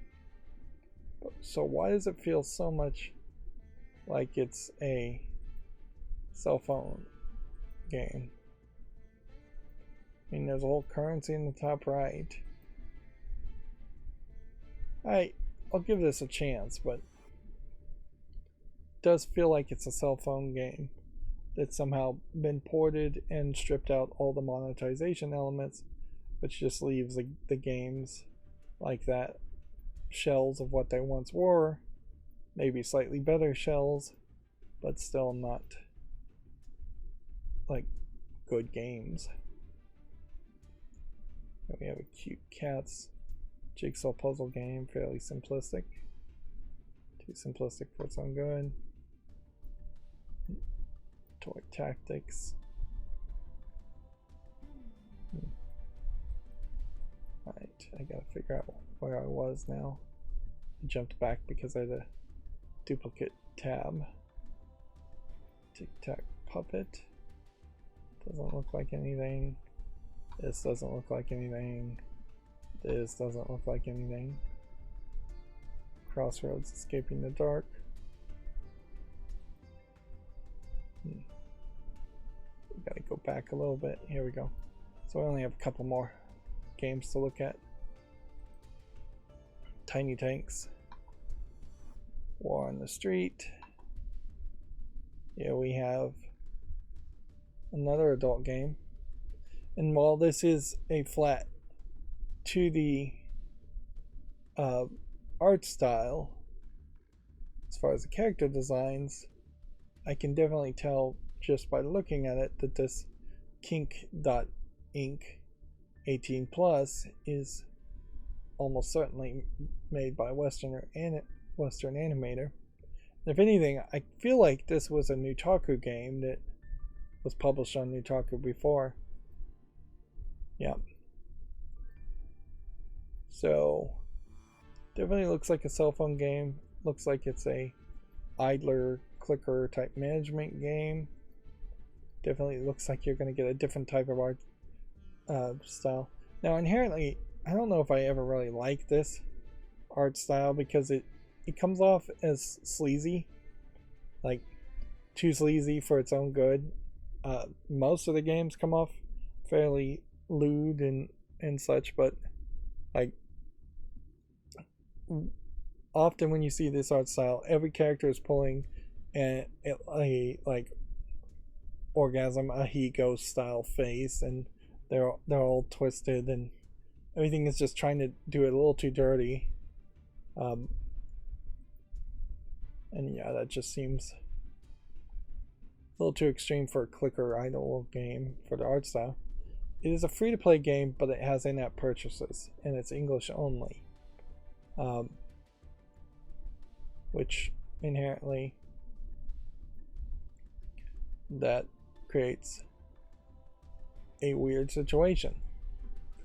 That being said, it being a mobile game ported to PC and Steam is perhaps the first time we've ever seen this happen with an adult game, but also with in-app purchases, 300 plus different stories, 300 different scenes, 100 unique girls, 13 cash generating buildings, competitive weekly events, choose your own approach. This is a game that you would play as an idler for a few minutes to an hour every day, and then you come back the next day and the next day. I'm not sure if that really works for adult games so much. And you can see the art style here on these trailers are a little bit different too. I don't even know what anatomically you would call this. I mean, technically, I guess you might call this kawaii art style, but it's too stretched out even for that. It feels just poorly drawn. At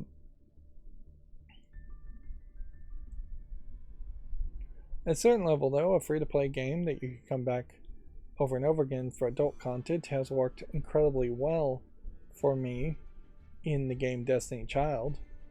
Free to begin, or free to play, I guess is still the right term. Destiny Child, though, has, I think, probably better gameplay mechanics and better story writing when it does give you story, and better art design, in my opinion. Although, if I was going to complain about Destiny Child, it has been kind of slow to give us new story in a while. But it kind of expects it. That's to be expected because they said something went wrong and they had to delay the stories, and now the stories just seem like they're going to constantly be delayed in favor of keeping releases going. Destiny Child's developer ShiftUp also put out a message that their official platform in which they were putting out announcements, which was called Moot, has apparently shut down completely. Not that many people are using Moot, so it's to pardon a pun, a moot point. But yeah, so they're moving over to Discord, which, okay, whatever. Like, they kind of slowed down on giving out giveaways or reward codes online that way either for Artifacts.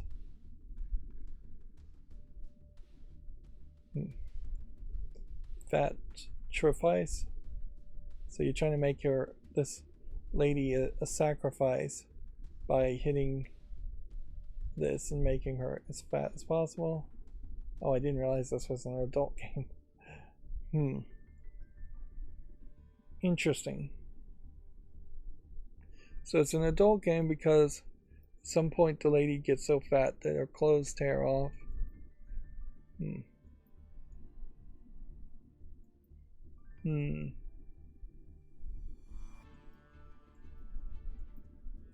It almost feels like this is a feeder fetish adult game for $1.79 since it's English only. But I don't think it really is that. I think it is probably just a really expensive kind of demo that very possibly is trying to sell itself on the adult store to stand out a little bit more.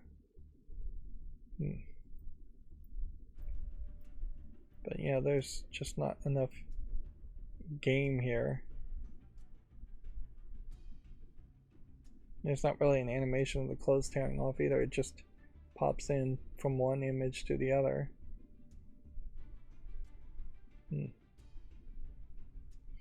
Yeah, it definitely has the sting of just being a fat people hate type game, or just a troll game, and just doesn't feel like it's enough of a game. Anyways, GameDeveloper.com says Fortnite is going to expand its creation tools with Unreal Engine 5 editor. I think we'd already talked about that. We'll finish fairly quickly here. The former ZA/UM creative leads push back on Disco Elysium's quote studio's quote misleading legal battle. The battle between ZA/UM and ousted co-founders Robert Kurvitz and Alexander Rostov continues, with the two announcing their plans to pursue legal action against the former studio. So yeah, so much for that being done. I guess the general idea was that the people in charge of ZA/UM thought they could get away with just saying everything has been settled, when apparently it hasn't. Well, the executive producer, Kaur Kinder, left the studio after retracting his lawsuit, but then two other people are continuing a lawsuit, so multiple people are suing this company. And we'll leave it at that for now, just to save time. Sifu and Scorn launches led Kepler Interactive's Exceptional 2022, which I didn't realize Sifu and Scorn were both published or developed by the same company. That's fairly surprising. And then here we have an obituary for actor Lance Reddick from GameDeveloper.com. Let's see. No. They're saying the actor is believed to have passed from natural causes, which means basically nothing. Respawn opens a new Wisconsin studio to support Apex Legends development. And then the 2013 IGF winner Cart Life resumes development with a new co-developer. A decade later, the developer on Cart Life has resumed to ensure it's re-released and not lost to history. Which, that's probably not even news at this point. And interesting that you have this banner at the top here. That might be a new thing that I need to block. Okay, September 27th, 2022, Dark 3. I'm going to take that off the follow list as we do some follow list cleanup here. Dark Deity. It's mostly positive, but looking at it, it definitely doesn't feel like a game I'd actually want to play. And it's mixed most recently. And you know what? At this point, I'm just not going to look at my follow list, my Twitter list at the end of streams. I think that can go away. And dark around you. Let's see. 100% positive of this English and Russian. Well, now is definitely not the time to be playing or buying Russian games, I would say, even though this looks fine. But yeah, the Duel Live watching at the end and the idea of me scrolling down my Twitter to see if there's any new news, that is just not going to be a thing anymore. Most news channels, in fact, I don't know of a single news channel. This Darius game I think has some relevancy, so I'll put this on the wish list, even though it's not really my style of game. Yeah, there isn't a single news station I know that goes and seeks out more breaking news at the end of every presentation. And that's exactly what I've been doing. So once I do the follow list cleanup, that is going to be the point at which we then instantly wrap up. And that'll be the end of the stream.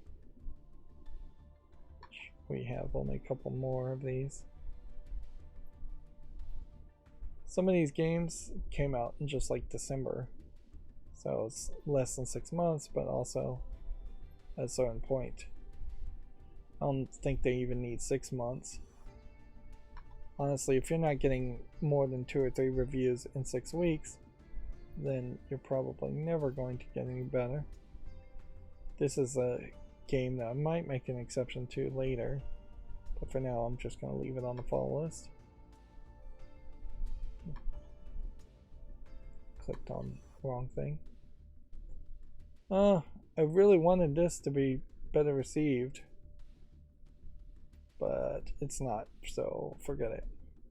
It's also in early access for since November of 2020. I do want to find a kaiju game where you play as kaiju and fight each other at some point.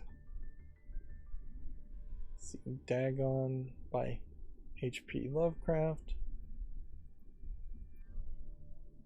Overwhelmingly positive. Put that on the wish list. Maybe this was a VR game originally.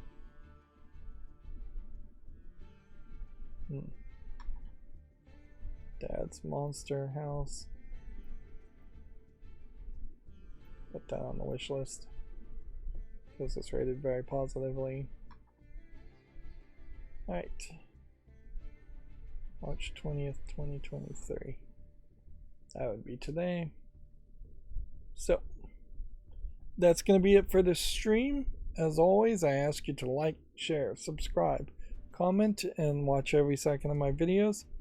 Social media and support links are down below in the description box.